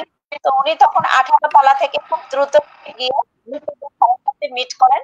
ওখানে স্যার কাগজপত্র নেন এবং আমাদেরকে আগারগাঁয়ে তার পরিকল্পনা মন্ত্রণালয়ে করার জন্য একটা। তো আমরা ওই দিন যাওয়ার পরে উনি একটা মিটিং এ ছিলেন। মিটিং থেকে আসার পর সারোয়ার স্যার ওনাকে আবার মানে রিকোয়েস্ট করেন যে স্যার আমাদের এই বিষয়টা, তখন বলেন ঠিক আছে আপনারা আপনাদের বিষয়টি ভাবছি। তারপরে আমরা একজন ঊর্ধ্বতন কর্মকর্তার রুমে করি, ওখান থেকে আমাদেরকে শিক্ষা উপদেষ্টা রুমে নিয়ে যাওয়া হয় এবং উনি আমাদের সাথে অত্যন্ত ভালো ব্যবহার করেছেন। ওনার মুখের বাচন ভঙ্গি আমাদেরকে আশার আলো জাগিয়েছে। আমরা 25 তারিখ কি করলেন? 25 তারিখ যে ম্যাডাম 25 তারিখ যে আপনি পরিকল্পনা মন্ত্রণালয়ে গেলেন, ওখানে কি হয়েছে একটু ক্লিয়ার করেন।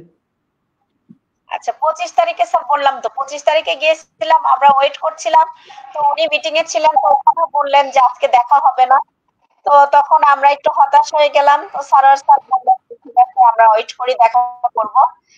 তারপর উনি যখন মিটিং থেকে আসেন তখন স্যার ওনার কাছে আবার গিয়ে রিকোয়েস্ট করেন। তখন মানে ঊর্ধ্বতন কর্মকর্তারা আমাদেরকে তার সাথে দেখা করার সুযোগ করে দেয়।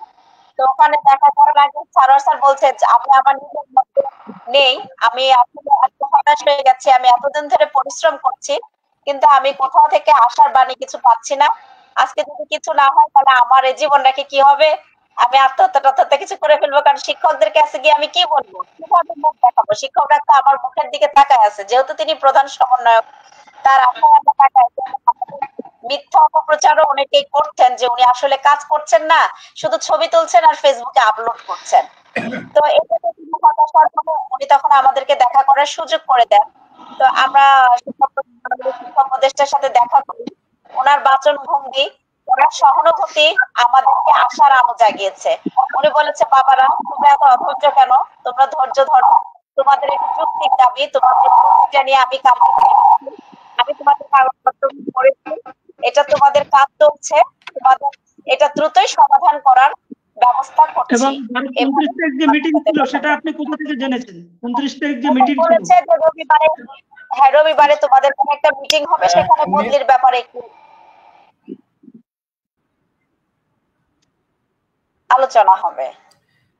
নিমি ম্যাডাম, আপনার কাছে আমি সর্বশেষ যে প্রশ্নটি করতে চাই সেটি হচ্ছে যে আপনি এই বদলি কার্যক্রম নিয়ে দীর্ঘদিন ধরে কাজ করছেন, অনেকবারই কিন্তু আপনি সচিবালয়ে গিয়েছেন, আপনার আলোচনার মাধ্যমে সেটি ফুটিয়ে তুলেছেন।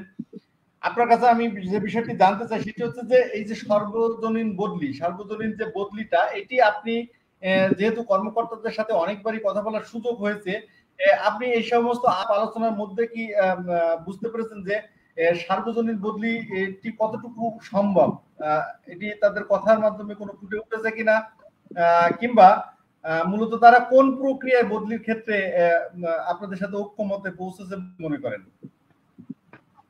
স্যার আসলে নীতি নির্ধারকগণ কিভাবে তারা বদলি সিস্টেমটি চালু করবে স্যার, এটা তো আমাদের সাথে আলোচনা মানে তারা শেয়ার করেন নাই, তবে বলেছে আপনাদের পদের বদলির ব্যাপারে। ম্যাডাম আপনার কথাটা পরিষ্কার, আপনারা যেহেতু এই বিষয়টি দাবি করছেন, তো আপনাদেরও তো একটা প্ল্যানিং আছে, আপনাদেরও তো একটা রোড ম্যাপ আছে, আপনাদেরও তো একটা পরিকল্পনা আছে। আপনারা কি কোনো আইডিয়া প্রস্তাবনা আকারে দিয়েছেন কিনা যে আপনারা এই প্রক্রিয়ায় বা এই পদ্ধতিতে এই বদলি এটা চালু করতে চান বা দাবি করছেন? জি স্যার, আমরা স্যার আমাদের একটি প্রস্তাবনা দিয়েছি স্যার, যে এই পদ্ধতিতে আমাদেরকে বদলির ব্যবস্থা করা হোক, এবং আমরা ওখানে আমাদের যে যৌক্তিক দাবিগুলো এগুলো একটি প্রস্তাবনায় পেশ করেছি, এবং উনি এটি আমাদের দেখেছেন এবং উনি বলেছেন যে হ্যাঁ এগুলো যৌক্তিক দাবি। এবং আমি বলি স্যার, আমি একদম পরিষ্কার করে জানতে চাই, আপনারা যে প্রস্তাবনা দিয়েছেন অত্যন্ত পরিষ্কার ভাবে আমি বিষয়টি একটু ক্লিয়ার করতে চাই, কারণ আমাদের অনেক শিক্ষক এবং দর্শক কিন্তু জানতে চায় যে আপনারা প্রথমত শুধুমাত্র এনটিআরসি এর মাধ্যমে অর্থাৎ গণবিজ্ঞপ্তির মাধ্যমে যারা নিয়োগপ্রাপ্ত হয়েছেন শুধু তাদের বদলি কি চাচ্ছেন? না আমরা প্রথমে গিয়েছিলাম সার্বজনীন বদলির জন্য, তখন আমাদেরকে বলা হয়েছে যে এই মুহূর্তে সার্বজনীন বদলি সম্ভব নয়, একটি দীর্ঘ প্রক্রিয়ার ব্যাপার, যেহেতু এনটিআরসি থেকে নিয়োগপ্রাপ্ত শিক্ষকদের একটি নীতিমালা আছে, এটা আগে কার্যকর করা হোক, পর্যায়ক্রমে সকল শিক্ষক বদলির আওতাভুক্ত আসবেন, এটি সময়ের ব্যাপার, এটি হবে। এবং তারা আশ্বস্ত করেছেন যে আপাতত আমাদের চালু করার পরে পরবর্তীতে ধীরে ধীরে এনটিআরসি থেকে যারা নিয়োগপ্রাপ্ত হয়েছে, যারা হচ্ছে মানে আছেন, তাদেরও এই বদলির আওতাভুক্তই আসবে। কারণ স্যার এতগুলো শিক্ষকের তথ্য উপাত্ত, তারপর হ্যাঁ এগুলো সংগ্রহ করা একটা দীর্ঘ ব্যাপার। জি জি, অত্যন্ত পরিষ্কার করে আপনি আপনার বিষয়টি তুলে ধরলেন। আপনার কাছে একদমই শেষ প্রশ্ন, শিক্ষার মধ্যে নিশ্চয়ই কোনো মতৈক্য থাকা উচিত নয়। আপনি সকল শিক্ষকদের উদ্দেশ্যে যারা বদলিটাকে প্রাণের দাবি হিসেবে মনে করেন, সেই সকল আপনার সহকর্মীদের উদ্দেশ্যে কি বার্তা দিতে চান? স্যার, আমি আপনার এই অনুষ্ঠানের মাধ্যমে, এই লাইভের মাধ্যমে আমার সকল সহযোদ্ধা, সহকর্মী সকলের প্রতি অত্যন্ত শ্রদ্ধা ভরে মানে তাদেরকে আমি অনুরোধ করব যে বদলিটাকে বানচাল করার চেষ্টা করবেন না। বদলি আমাদের প্রত্যেকের দরকার, এবং বদলি যখন বাস্তবায়ন হবে ধীরে ধীরে সবাই এই সুযোগ সুবিধা পাবেন এবং বঞ্চিত হবেন। বদলিটা আগে বাস্তবায়ন হতে দেন, প্রজ্ঞাপনটা জারি হোক। প্রজ্ঞাপনটা জারি হবে ধীরে ধীরে। এটা তো এমন নয় যেটি আর পরিবর্তন করা যাবে না, এখানে সংশোধন করা যাবে, পরিমার্জন করা যাবে, ওখানে অনেক কিছু সংযোজনও করা যাবে। আগে তো সুযোগ দেন। আপনারা যদি প্রজ্ঞাপনই বের হতে না দেন, একটা স্যার দেখেন, আমার যদি ওই যে ভেঙে মোর ঘরের চাবি নিয়ে যাবি কে আমারে, তো আপনারা যদি এখন আমাদেরকে ঘরের চাবি ভাঙতেই না দেন, আপনাদেরকে মুক্ত করে আনার দুয়ারটাই যদি খুলতে না দেন আমার সহযোদ্ধারা, তাদেরকে আমরা কিভাবে আনবো? আপনাদেরকে বলবো, আপনারা আসেন, কাঁধে কাঁধ মিলাই, হাতে হাত মিলাই, একসাথে বদলির জন্য লড়াই করি। আগে আমরা আপনাদের যারা কমিটির মাধ্যমে নিয়োগপ্রাপ্ত কর্মচারী, আমরা কেউ আপনাদের সন্তানের বয়সে, কেউ আপনাদের ভাইয়ের বয়সে, কেউ আপনাদের বোনের বয়সে, আমরা অনেক দূর দূরান্তে চাকরি করে অনেক মানবতর জীবন যাপন করছি, এবং আমরা বুঝতে পারছি বদলিটা আপনারাও চাচ্ছেন। আসুন আমাদেরকে সহায়তা করুন, বদলির প্রজ্ঞাপনটা জারি করুন, তারপরে আমরা একত্রে আপনাদের জন্য সহায়তার হাত বাড়িয়ে দিব। স্যার, আপনার মাধ্যমে আরেকটা কথা আমি বলতে চাই। আমি আসলে খুবই ভুক্তভোগী বদলির, একটা মানে বাস্তব অভিজ্ঞতা। সারোয়ার স্যার আছেন, আমি আমার ব্যক্তিগত বলতে চাই না, আমি এপিএস ম্যাডামকেও বলছি, ঊর্ধ্বতন কর্মকর্তাকে আমার সমস্যার কথা বলছি। তো আমার সাথে একটা ম্যাডাম আমার ওই দূরান্তের দিনাজপুর উপজেলায় হাকিমপুর জেলায় চাকরি পেয়েছিলেন। ম্যাডাম তিনি প্রাইমারিতে চাকরি করতেন, মানে এটা একটা উদাহরণ স্যার। প্রাইমারি চাকরিটা তিনি ছেড়ে দেন, কারণ তার খুব ইচ্ছা ছিল তিনি হাই স্কুলে চাকরি করবেন, তিনি প্রাইমারিতে করবেন না। উনি সরকারি চাকরি ছেড়ে দিয়ে এই হাই স্কুল চাকরিতে আসেন। আসার পরে তার দীর্ঘ 4 বছর বিবাহিত জীবনে উনি বেবি নেওয়ার জন্য ট্রাই করার পরে তার যখন কনসিভ করে, তখন স্কুলে কোনো সহযোগিতা না পাওয়াতে, এবং আমার যে স্কুলের রাস্তাটি স্যার, এটা এমন রাস্তা আপনি গাড়িতে স্থির বসে থাকতে পারবেন না, মনে করবেন আপনি নাচছেন বা দুলছেন। হ্যাঁ, গাড়ি এদিক ওইদিক শুধু নড়ছে, আপনি দুলছেন। তো ওই অবস্থায় উনি চাকরিটি ছেড়ে দিতে বাধ্য হন স্যার। এবং আসলে আমরা বোঝাতে পারবো না, এগুলো হচ্ছে মানে বলছি, কিন্তু ভিতরে ভিতরে আরো অনেক সমস্যার সম্মুখীন আমরা। আরেকটা কথা, আমার যেহেতু শেষ কথা, আমি আপনার মাধ্যমে, আপনার এই অনুষ্ঠানের মাধ্যমে আমার কমিটির মাধ্যমে নিয়োগপ্রাপ্ত শিক্ষক, নিয়োগপ্রাপ্ত শিক্ষক সকলকে বলছি, আমরা শিক্ষক, আমরা একজনের জন্য দ্বার উন্মুক্ত করে দিই, তাহলে সবার জন্য দ্বার উন্মুক্ত হয়ে যাবে। এটা নয় যে উন্মুক্ত হবে না। ছোটবেলায় একটা কবিতা পড়েছিলাম স্যার, রফিক আজাদের, ভাগ্য হারামজাদা মানচিত্র খাবো। তখন বুঝিনি স্যার এই কথাটির মানে কি। আজকে এই চাকরি করতে এসে বদলির দৌড়াতে দৌড়াতে স্যার আজকে এই কথাটির উপলব্ধি করতে পেরেছি। কথাটি বলেছেন যে ভাত দিয়ে হারামজাদা নইলে মানচিত্র খাবো। আমাদের হয়ে দাঁড়িয়েছে স্যার। আপনাকে ধন্যবাদ, এখানে উপস্থিত সকল শিক্ষককে আমার তরফ থেকে একটু কথা বলেন ম্যাডামের উদ্দেশ্যে। আমাদের যে 8 তারিখ যে প্রোগ্রামটা, সকল একটু অনুরোধ করি 8 তারিখ।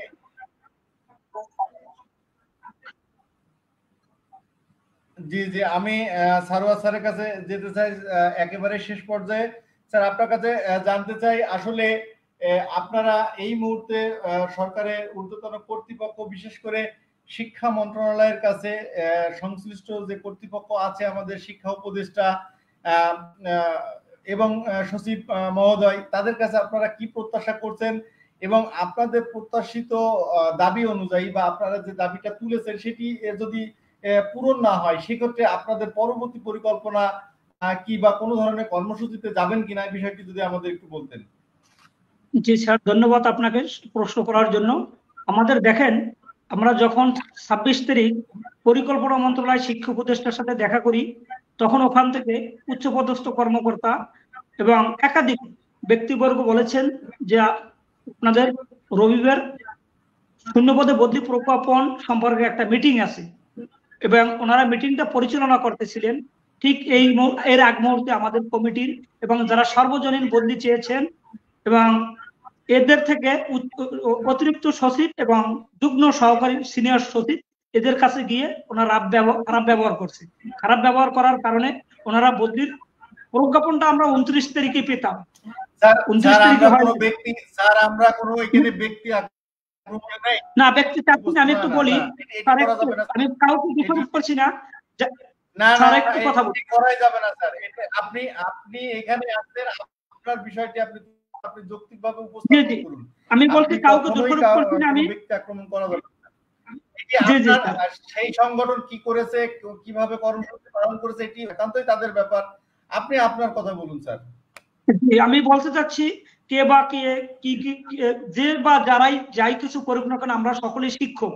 আমি এনটিআরসির মাধ্যমে যে সকল শিক্ষক নিয়োগ প্রাপ্ত এবং সনদ অর্জন করেছে তাদেরকে একই ছাতার নিচে আসার অনুরোধ করব, এবং আমরা 7 তারিখ পর্যন্ত প্রজ্ঞাপনের জন্য চেষ্টা করছি।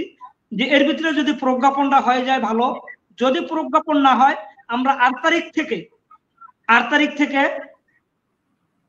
শাহবাগ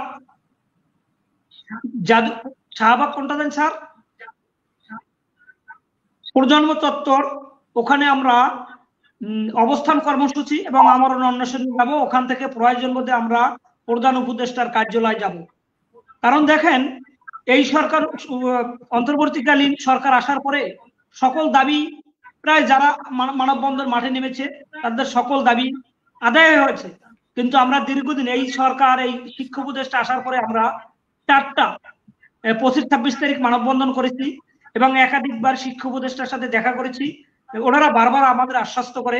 আমি কাউকে দোষারোপ করবো না, কে 7 নাম্বার ধারা বন্ধ করলো, কে মন্ত্রণালয় গেল। আমি সকল শিক্ষকদের অনুরোধ করব আপনারা আমাদের একই প্ল্যাটফর্মে আসেন, সকলের বদলি নিয়ে আমি কাজ করব। সর্বজনীন বদলি বলেন, আমি কারোর সাথে আমার শত্রু না, বন্ধু। আপনারা হয়তো আমাকে শত্রু ভাবতে পারেন, আমি আপনাদের সহকর্মী। আমি বদলিটা একটা চালু হোক রাস্তা, আমি চাচ্ছি আপনারা সকলেই আমার ইসে আসেন। এই 8 তারিখ যে প্রোগ্রাম দিব, 8 তারিখ আমার এখানে আমরণ অন্বেষণ এবং অবস্থান কর্মসূচি। আমি সকল স্যারদের বিভেদ ভুলে গিয়ে আপনার লাইভের মাধ্যমে আমি সকল বিভেদ এখানে নিরসন করলাম। আমার সাথে কারো শত্রু না, বন্ধু, আমার সহকর্মী। আমি সকলকে অনুরোধ করব আপনারা যারা এনটিআরসির মাধ্যমে এবং সনদ অর্জন করেছেন সর্বজনীন, সকলে আমাদের সার্বিকভাবে সহযোগিতা করবেন এবং 8 তারিখ পর্যন্ত প্রজ্ঞাপন পাওয়ার জন্য অপেক্ষা করব।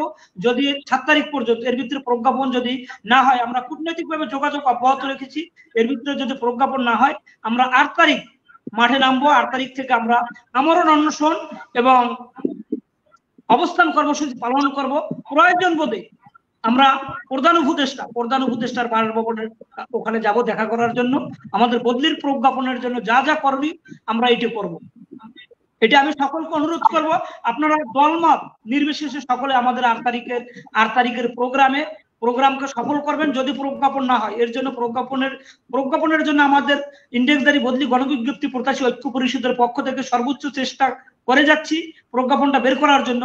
যদি কোনো কারণে না হয় আমরা 8 তারিখ থেকে মাঠে থাকবো এবং প্রজ্ঞাপন বের করার জন্য সর্বোচ্চ চেষ্টা করব। আপনারা সকল শিক্ষকরা, সারা বাংলাদেশের শিক্ষকরা আমাদের সার্বিকভাবে সহযোগিতা করবেন। আমরা আপনাদের শত্রু না, আমরা অনেক শিক্ষক আছেন আপনাদের ছেলের সমতুল্য, আমরা ছেলের সমতুল্য, ছেলের বয়সী না। আপনাদের কাছে হয়তো আমরা ভুল করতে পারি, অনেক ভুল হতে পারে। আমি ক্ষমা প্রার্থী সকলের কাছে, আমাদের যদি কোনো ভুল হয়ে থাকে আপনারা ক্ষমা করে দেবেন এবং আপনারা একই প্ল্যাটফর্মে আসবেন। বদলিতে সকলেরই দরবার, কমিটির মাধ্যমে নিয়োগ অনেক শিক্ষক দূর দূরান্ত, আপনাদের সকল বৈষম্য নিয়ে আমি কাজ করব। যদি কোনো প্রজ্ঞাপনটা আগে ওনারা জারি করুক, যেহেতু আপনারা বলছেন যে এদের কারণে হচ্ছে না, একটা গোষ্ঠী এদের কারণে হচ্ছে না, আমরা সকলেই একই প্ল্যাটফর্মে আসি। কে কি করলো, কোথায় কি, এটি দ্বিধাদ্বন্দ্ব ভুলে গিয়ে আজকে থেকে আপনার লাইভের মাধ্যমে আমি বলছি, আজকে থেকে ভুলে গিয়ে আপনারা শূন্যপদে বদলির জন্য এনটিআরসি সনদপ্রাপ্ত এবং সুপারিশপ্রাপ্ত শিক্ষকরা অনেক ক্ষেত্রে দেখা যাচ্ছে ভুল বুঝে কে কি বুঝে ওটা জানার ইয়া, আপনারা সকলে একই ছাতার নিচে আসেন এবং 8 তারিখের কর্মসূচিকে সফল করুন। এতটুকু আমি বলতে চাচ্ছি। 8 তারিখ অবস্থান কর্মসূচি এবং আমরণ অনশনে যাব আমরা 8 তারিখ থেকে। তার মানে স্যার 8 তারিখ পর্যন্ত আপনারা 7 তারিখ পর্যন্ত আপনারা অপেক্ষা করবেন সংশ্লিষ্ট কর্তৃপক্ষের দিকে, এবং এর মাঝে আপনারা যোগাযোগ করার চেষ্টা করবেন আপনাদের দাবি আদায়ের জন্য। যদি সম্ভব না হয় সেক্ষেত্রে 8 তারিখ থেকে আপনারা কর্মসূচিতে যাবেন, এই তো? জি, আমরা ইতিমধ্যে আজকে আমি প্রধান সমন্বয়ক, ঢাকা বিশ্ববিদ্যালয়ের প্রধান সমন্বয়কের মাধ্যমে, আমি একটু বলি লাইভের মাধ্যমে, ঢাকা বিশ্ববিদ্যালয়ের প্রধান সমন্বয়কের মাধ্যমে শিক্ষা মন্ত্রণালয়ের সচিবের কাছে আমাদের বার্তাটা দিয়েছি এবং কথা বলেছেন। চেষ্টা করেছি, সর্বোচ্চ পর্যায়ে চেষ্টা করে যাচ্ছি আমাদের প্রজ্ঞাপন বের করার জন্য, যা যা করণীয় এবং করে যাচ্ছি। যদি আমরা ব্যর্থ হই আমরা 8 তারিখ আবার মাঠে নামবো। 8 তারিখ মাঠে নামবো, প্রজ্ঞাপন নিয়েই ফিরবো। প্রজ্ঞাপনের জন্য যা যা করণীয়, যে বদলির জন্য হয়তো বা কেউ দেখতেন যে এই বৈষম্য বিরোধী ছাত্র আন্দোলনের জন্য জীবন দিয়ে দিয়েছে, আমরা হয়তো বা বদলির জন্য জীবন দিয়ে দেব, জীবনের মায়া করি না, কারণ বদলিটি এতটাই দরকার হয়ে পড়েছে।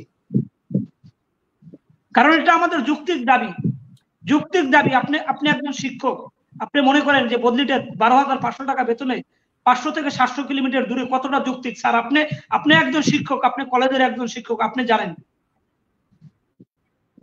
আমি অনুরোধ করবো সরকারকে, যদি লাইভটি দেখে বা যারা স্যার, আমি আপনার কাছ থেকে ব্যতিক্রমী একটি প্রশ্ন একটু করে রাখতেই চাই। ধরুন যদি বদলি প্রক্রিয়াটি চালু করা সময় সাপেক্ষ ব্যাপার হয়, তো সেক্ষেত্রে এই মুহূর্তে সুযোগ সুবিধা কি আপনারা প্রত্যাশা করেন যে আপনাদের পূরণ হলে অন্তত কিছুটা হলেও স্বস্তির সাথে আপনারা স্ব প্রতিষ্ঠানে কাজ করতে পারবেন? যেমন আপনারা অনেক সময় অর্থনৈতিক বৈষম্যের কথা বলেন, বাড়ি ভাড়া, ভাতা, চিকিৎসা ভাতা, এগুলোর বিশেষ কিছু পূরণ হলেও কি আপনারা এই মুহূর্তে সেটি স্বস্তির সাথে কাজ করতে পারবেন? বুঝতে পারছি স্যার, আপনাকে ধন্যবাদ। আপনি সুন্দর প্রশ্ন করেছেন। আমার এই মুহূর্তে দরকার আমার বাড়ি ভাড়া, চিকিৎসা ভাতা, জাতীয়করণ কিছু দরকার নাই, আমার দরকার বদলি। ওনারা বলছে বদলিটা দেওয়া সম্ভব। প্রথমে এনটিআরসির মাধ্যমে সুপারিশ প্রাপ্ত শিক্ষকদের বদলিটা চালু করতে চাচ্ছে। হ্যাঁ, এটা ওনাদের খসড়া নীতিমালাটা হয়ে গেছে, শুধু সদিচ্ছার অভাব। একটা মিটিং করবে, প্রজ্ঞাপনটা দিয়ে দিলেই হয়। এখানে ওই যে পারস্পরিকের জায়গায় শুধু শূন্য পদ লাগাবে, এখানে কোনো নাই, জটিলতা নাই।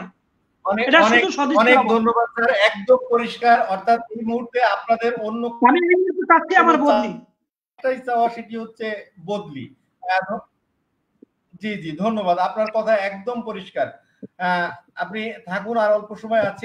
আমরা শেষবারের মতো সাকিবুল স্যারের কাছে যেতে চাই। স্যার, আপনার কাছে এই একটাই প্রত্যাশা, আপনি নিশ্চয়ই এই লাইভ চলাকালীন অনেক শিক্ষকের কমেন্ট গুলো কিন্তু পড়ছেন, দেখছেন, এবং মাঠ পর্যায়ে কাজ করতে গিয়েও কিন্তু আপনারা অনেক শিক্ষকের মুখোমুখি হয়েছেন। তারা কিন্তু সবাই আপনার সহযোদ্ধা, আপনিও যে দাবি নিয়ে মাঠে আছেন, অনেক শিক্ষকই কিন্তু এই একই দাবি নিয়ে মাঠে আছে। আসলে সাধারণ শিক্ষকরা বলছেন যে এই শিক্ষকদের মধ্যে অনৈক্য, মতবিরোধ বা আপনার দাবি আদায়ের ক্ষেত্রে পরস্পর বিরোধী বক্তব্য এবং একে অপরকে আক্রমণ করে কথা বলা বা আপনার পরস্পরকে সম্মান না দেয়া, এটিও কিন্তু একটি যৌক্তিক দাবি আদায়ের ক্ষেত্রে অনেক সময় প্রতিবন্ধকতা সৃষ্টি করে। তাছাড়া এক্ষেত্রে কর্তৃপক্ষও কিন্তু আসলে অনেক সময় সিদ্ধান্তহীনতায় পড়ে যায়। ধরুন একই দাবি নিয়ে আপনি যে আপনার মতন করে উপস্থাপন করছেন, আপনার পরের দিন আরেকটি সংগঠন বা আরেকটি গ্রুপ বা আরেকটি শিক্ষক নেতৃবৃন্দ কিন্তু সেখানে যে ওই একই বিষয় নিয়ে তাদের মতন করে উপস্থাপন করছে। তো সেক্ষেত্রে শিক্ষকদের মধ্যে আপনি ঐক্য প্রত্যাশা করেন কিনা? দাবি আদায়ের ক্ষেত্রে সকল শিক্ষকদের একসাথে বসার প্রয়োজন উপলব্ধি করেন কিনা? আপনার সহকর্মীদের উদ্দেশ্যে কি বার্তা দিবেন? এবং যেহেতু আমরা একদম শেষ পর্যায়ে চলে এসেছি, আপনি ঊর্ধ্বতন কর্তৃপক্ষ অর্থাৎ যাদের কাছে দাবিগুলো উপস্থাপন করেছেন তাদের কাছেই বা কি প্রত্যাশা করেন? খুব সংক্ষেপে স্যার। জি স্যার, ধন্যবাদ স্যার, আপনি একটা সুন্দর প্রশ্ন করেছেন। আমি এই লাইভের মাধ্যমে সেটা সকল বদলি প্রত্যাশী সকল স্যার ম্যাডামদের উদ্দেশ্যে বলছি যে দেখুন, আমি শুধু বদলিটাই চাই, আর এই বদলি চাওয়ার ক্ষেত্রে আমার কোনো বৈষম্য নেই। আমি চাই যে বদলি চালু হলে এই সুযোগ সুবিধাটা সবাই পাবে, যারা বাড়ি থেকে অনেক দূর দূরান্তে এই যে দিনাতিপাত করে জীবনযাপন করতেছেন তাদের সকলেরই বদলিটা প্রয়োজন।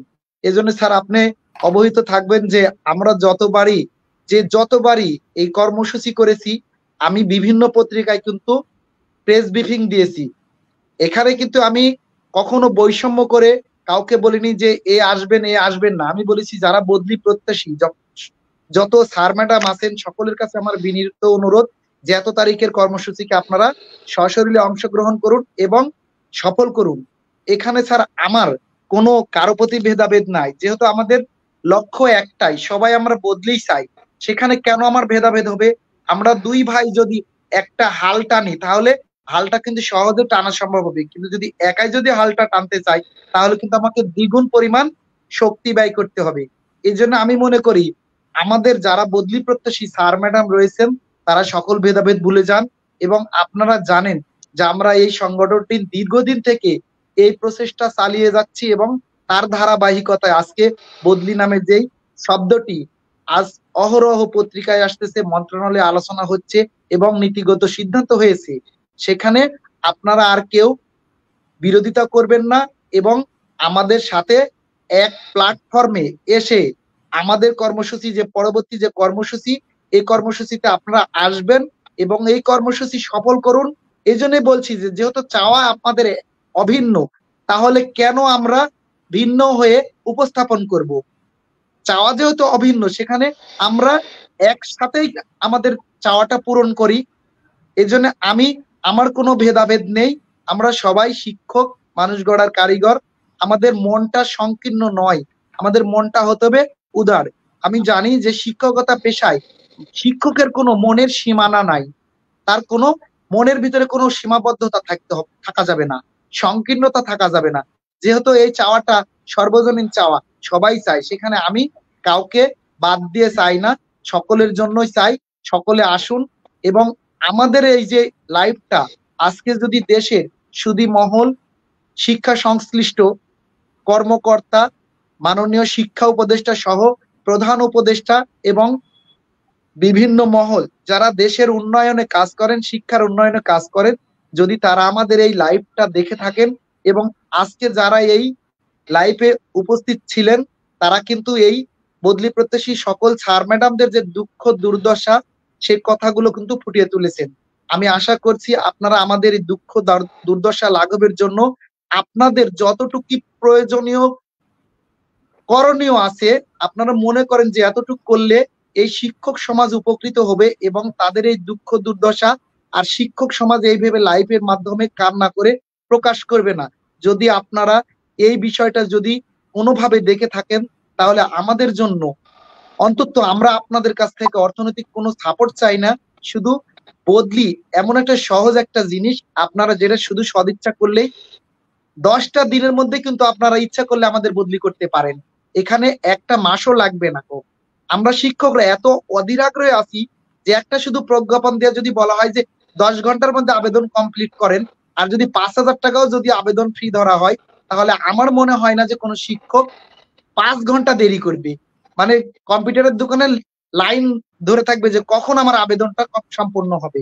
এই জন্য আমি শিক্ষা সংশ্লিষ্ট সকল ব্যক্তিবর্গ, ঊর্ধ্বতন কর্মকর্তা সহ দেশের সকল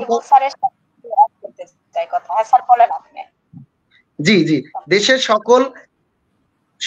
সকল ঊর্ধ্বতন কর্মকর্তার কাছে বিনীত অনুরোধ করব, আপনারা এই বেসরকারি এমপিভুক্ত শিক্ষা ব্যবস্থায় যে একটা নতুন একটা পদ যেটা 53-54 বছরে হয়নি, এই রাস্তাটা আপনারা তৈরি করবেন এবং আমাদের এই রাস্তা দিয়ে যে 500-700 কিলোমিটার দূরে আমরা এসেছি সেই ভোগান্তিটা যেন ওই রাস্তা দিয়ে আমরা হেঁটে যেতে পারি এবং আমাদের এই দুর্দশাটা যাতে লাঘব হয়। দেখেন, যেখানে বদলি যদি চালু হয় আপনি জানবেন যে পঞ্চম গণবিজ্ঞপ্তিতে প্রায় 98,000 শূন্য পদের চাহিদা দেওয়া হয়েছিল, সেখানে 20,000 প্লাস শিক্ষক নিয়োগ দেওয়া হয়েছে। তাহলে যদি বদলিটা চালু থাকতো তাহলে একটা পদও কিন্তু শূন্য থাকতো না, প্রত্যেকটা পদই পূরণ হয়ে যেত। এই জন্যই পূরণ হয়ে যেত যে আমি যেখানে যোগদান করি না কেন পরবর্তীতে আমি বদলি হয়ে নিজ জেলায় নিজ উপজেলায় ফিরে যেতে পারবো। এই জন্য আমি শিক্ষা সংশ্লিষ্ট সকল কর্মকর্তাকে বিনীতভাবে অনুরোধ করব, যদি আপনারা শিক্ষার উন্নয়ন চান, এই জাতিকে শিক্ষিতভাবে গড়তে চান, শিক্ষক সমাজের দুঃখ দুর্দশা লাঘব করতে চান, এই তরুণ প্রজন্মের দুঃখ দুর্দশা লাঘবের জন্য আপনারা প্রয়োজনীয় ব্যবস্থা গ্রহণ করবেন এবং এই বদলি যে একটা ব্যবস্থা এটা চালু করে শিক্ষকদের কল্যাণে আপনারা প্রয়োজনীয় পদক্ষেপ নেবেন। ধন্যবাদ স্যার।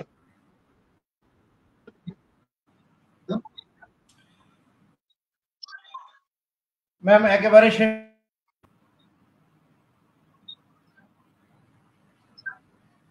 আমি একটু ম্যাডাম কথা কি বলবো। কোনো কিছু যুক্ত করতে চান?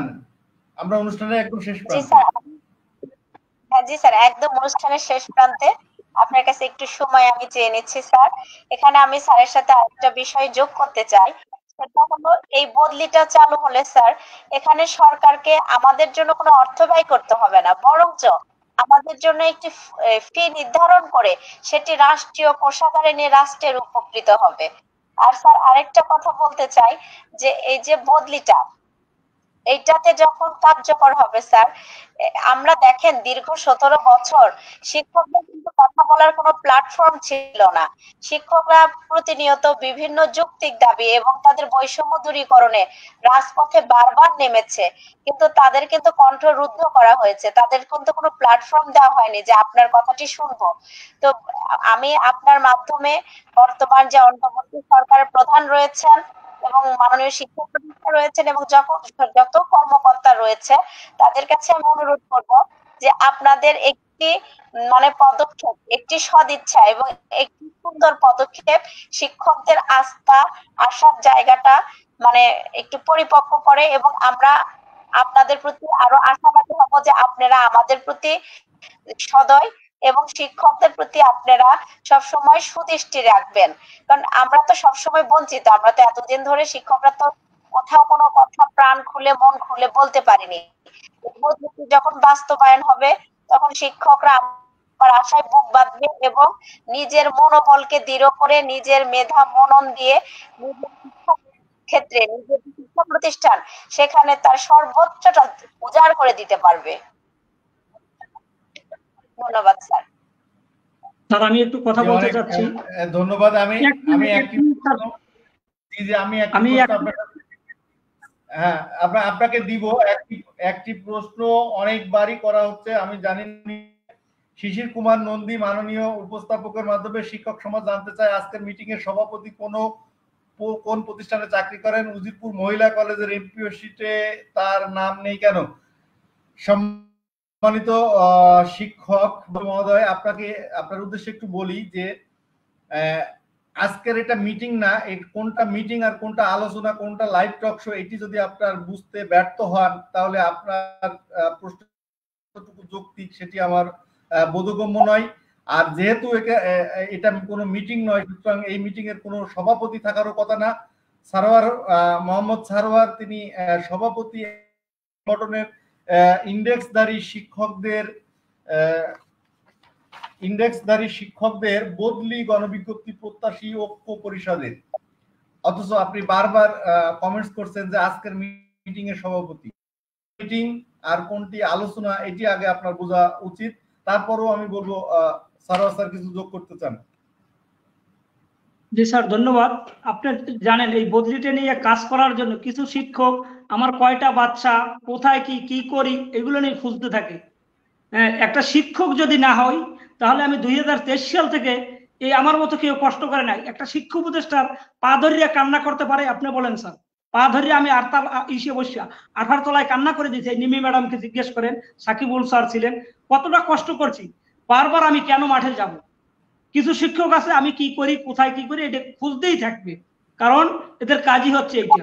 যাই হোক, আমি ধন্যবাদ জানাই এদের। জি ম্যাডাম বলেন। হ্যাঁ, কথা হলো স্যার মানে উনি শিক্ষক কি শিক্ষক না এটা তো বড় কথা না, বড় কথা হচ্ছে উনি আমাদের বদলে নিয়ে কাজ করছেন। তো মানে কাজ করার তো কোনো মানে বাধ্যবাধকতা নেই। উনি শিক্ষক হলে কাজ করতে পারবেন, শিক্ষকদের জন্য না হলে পারবেন না, এ ধরনের কোনো আইন আছে নাকি স্যার?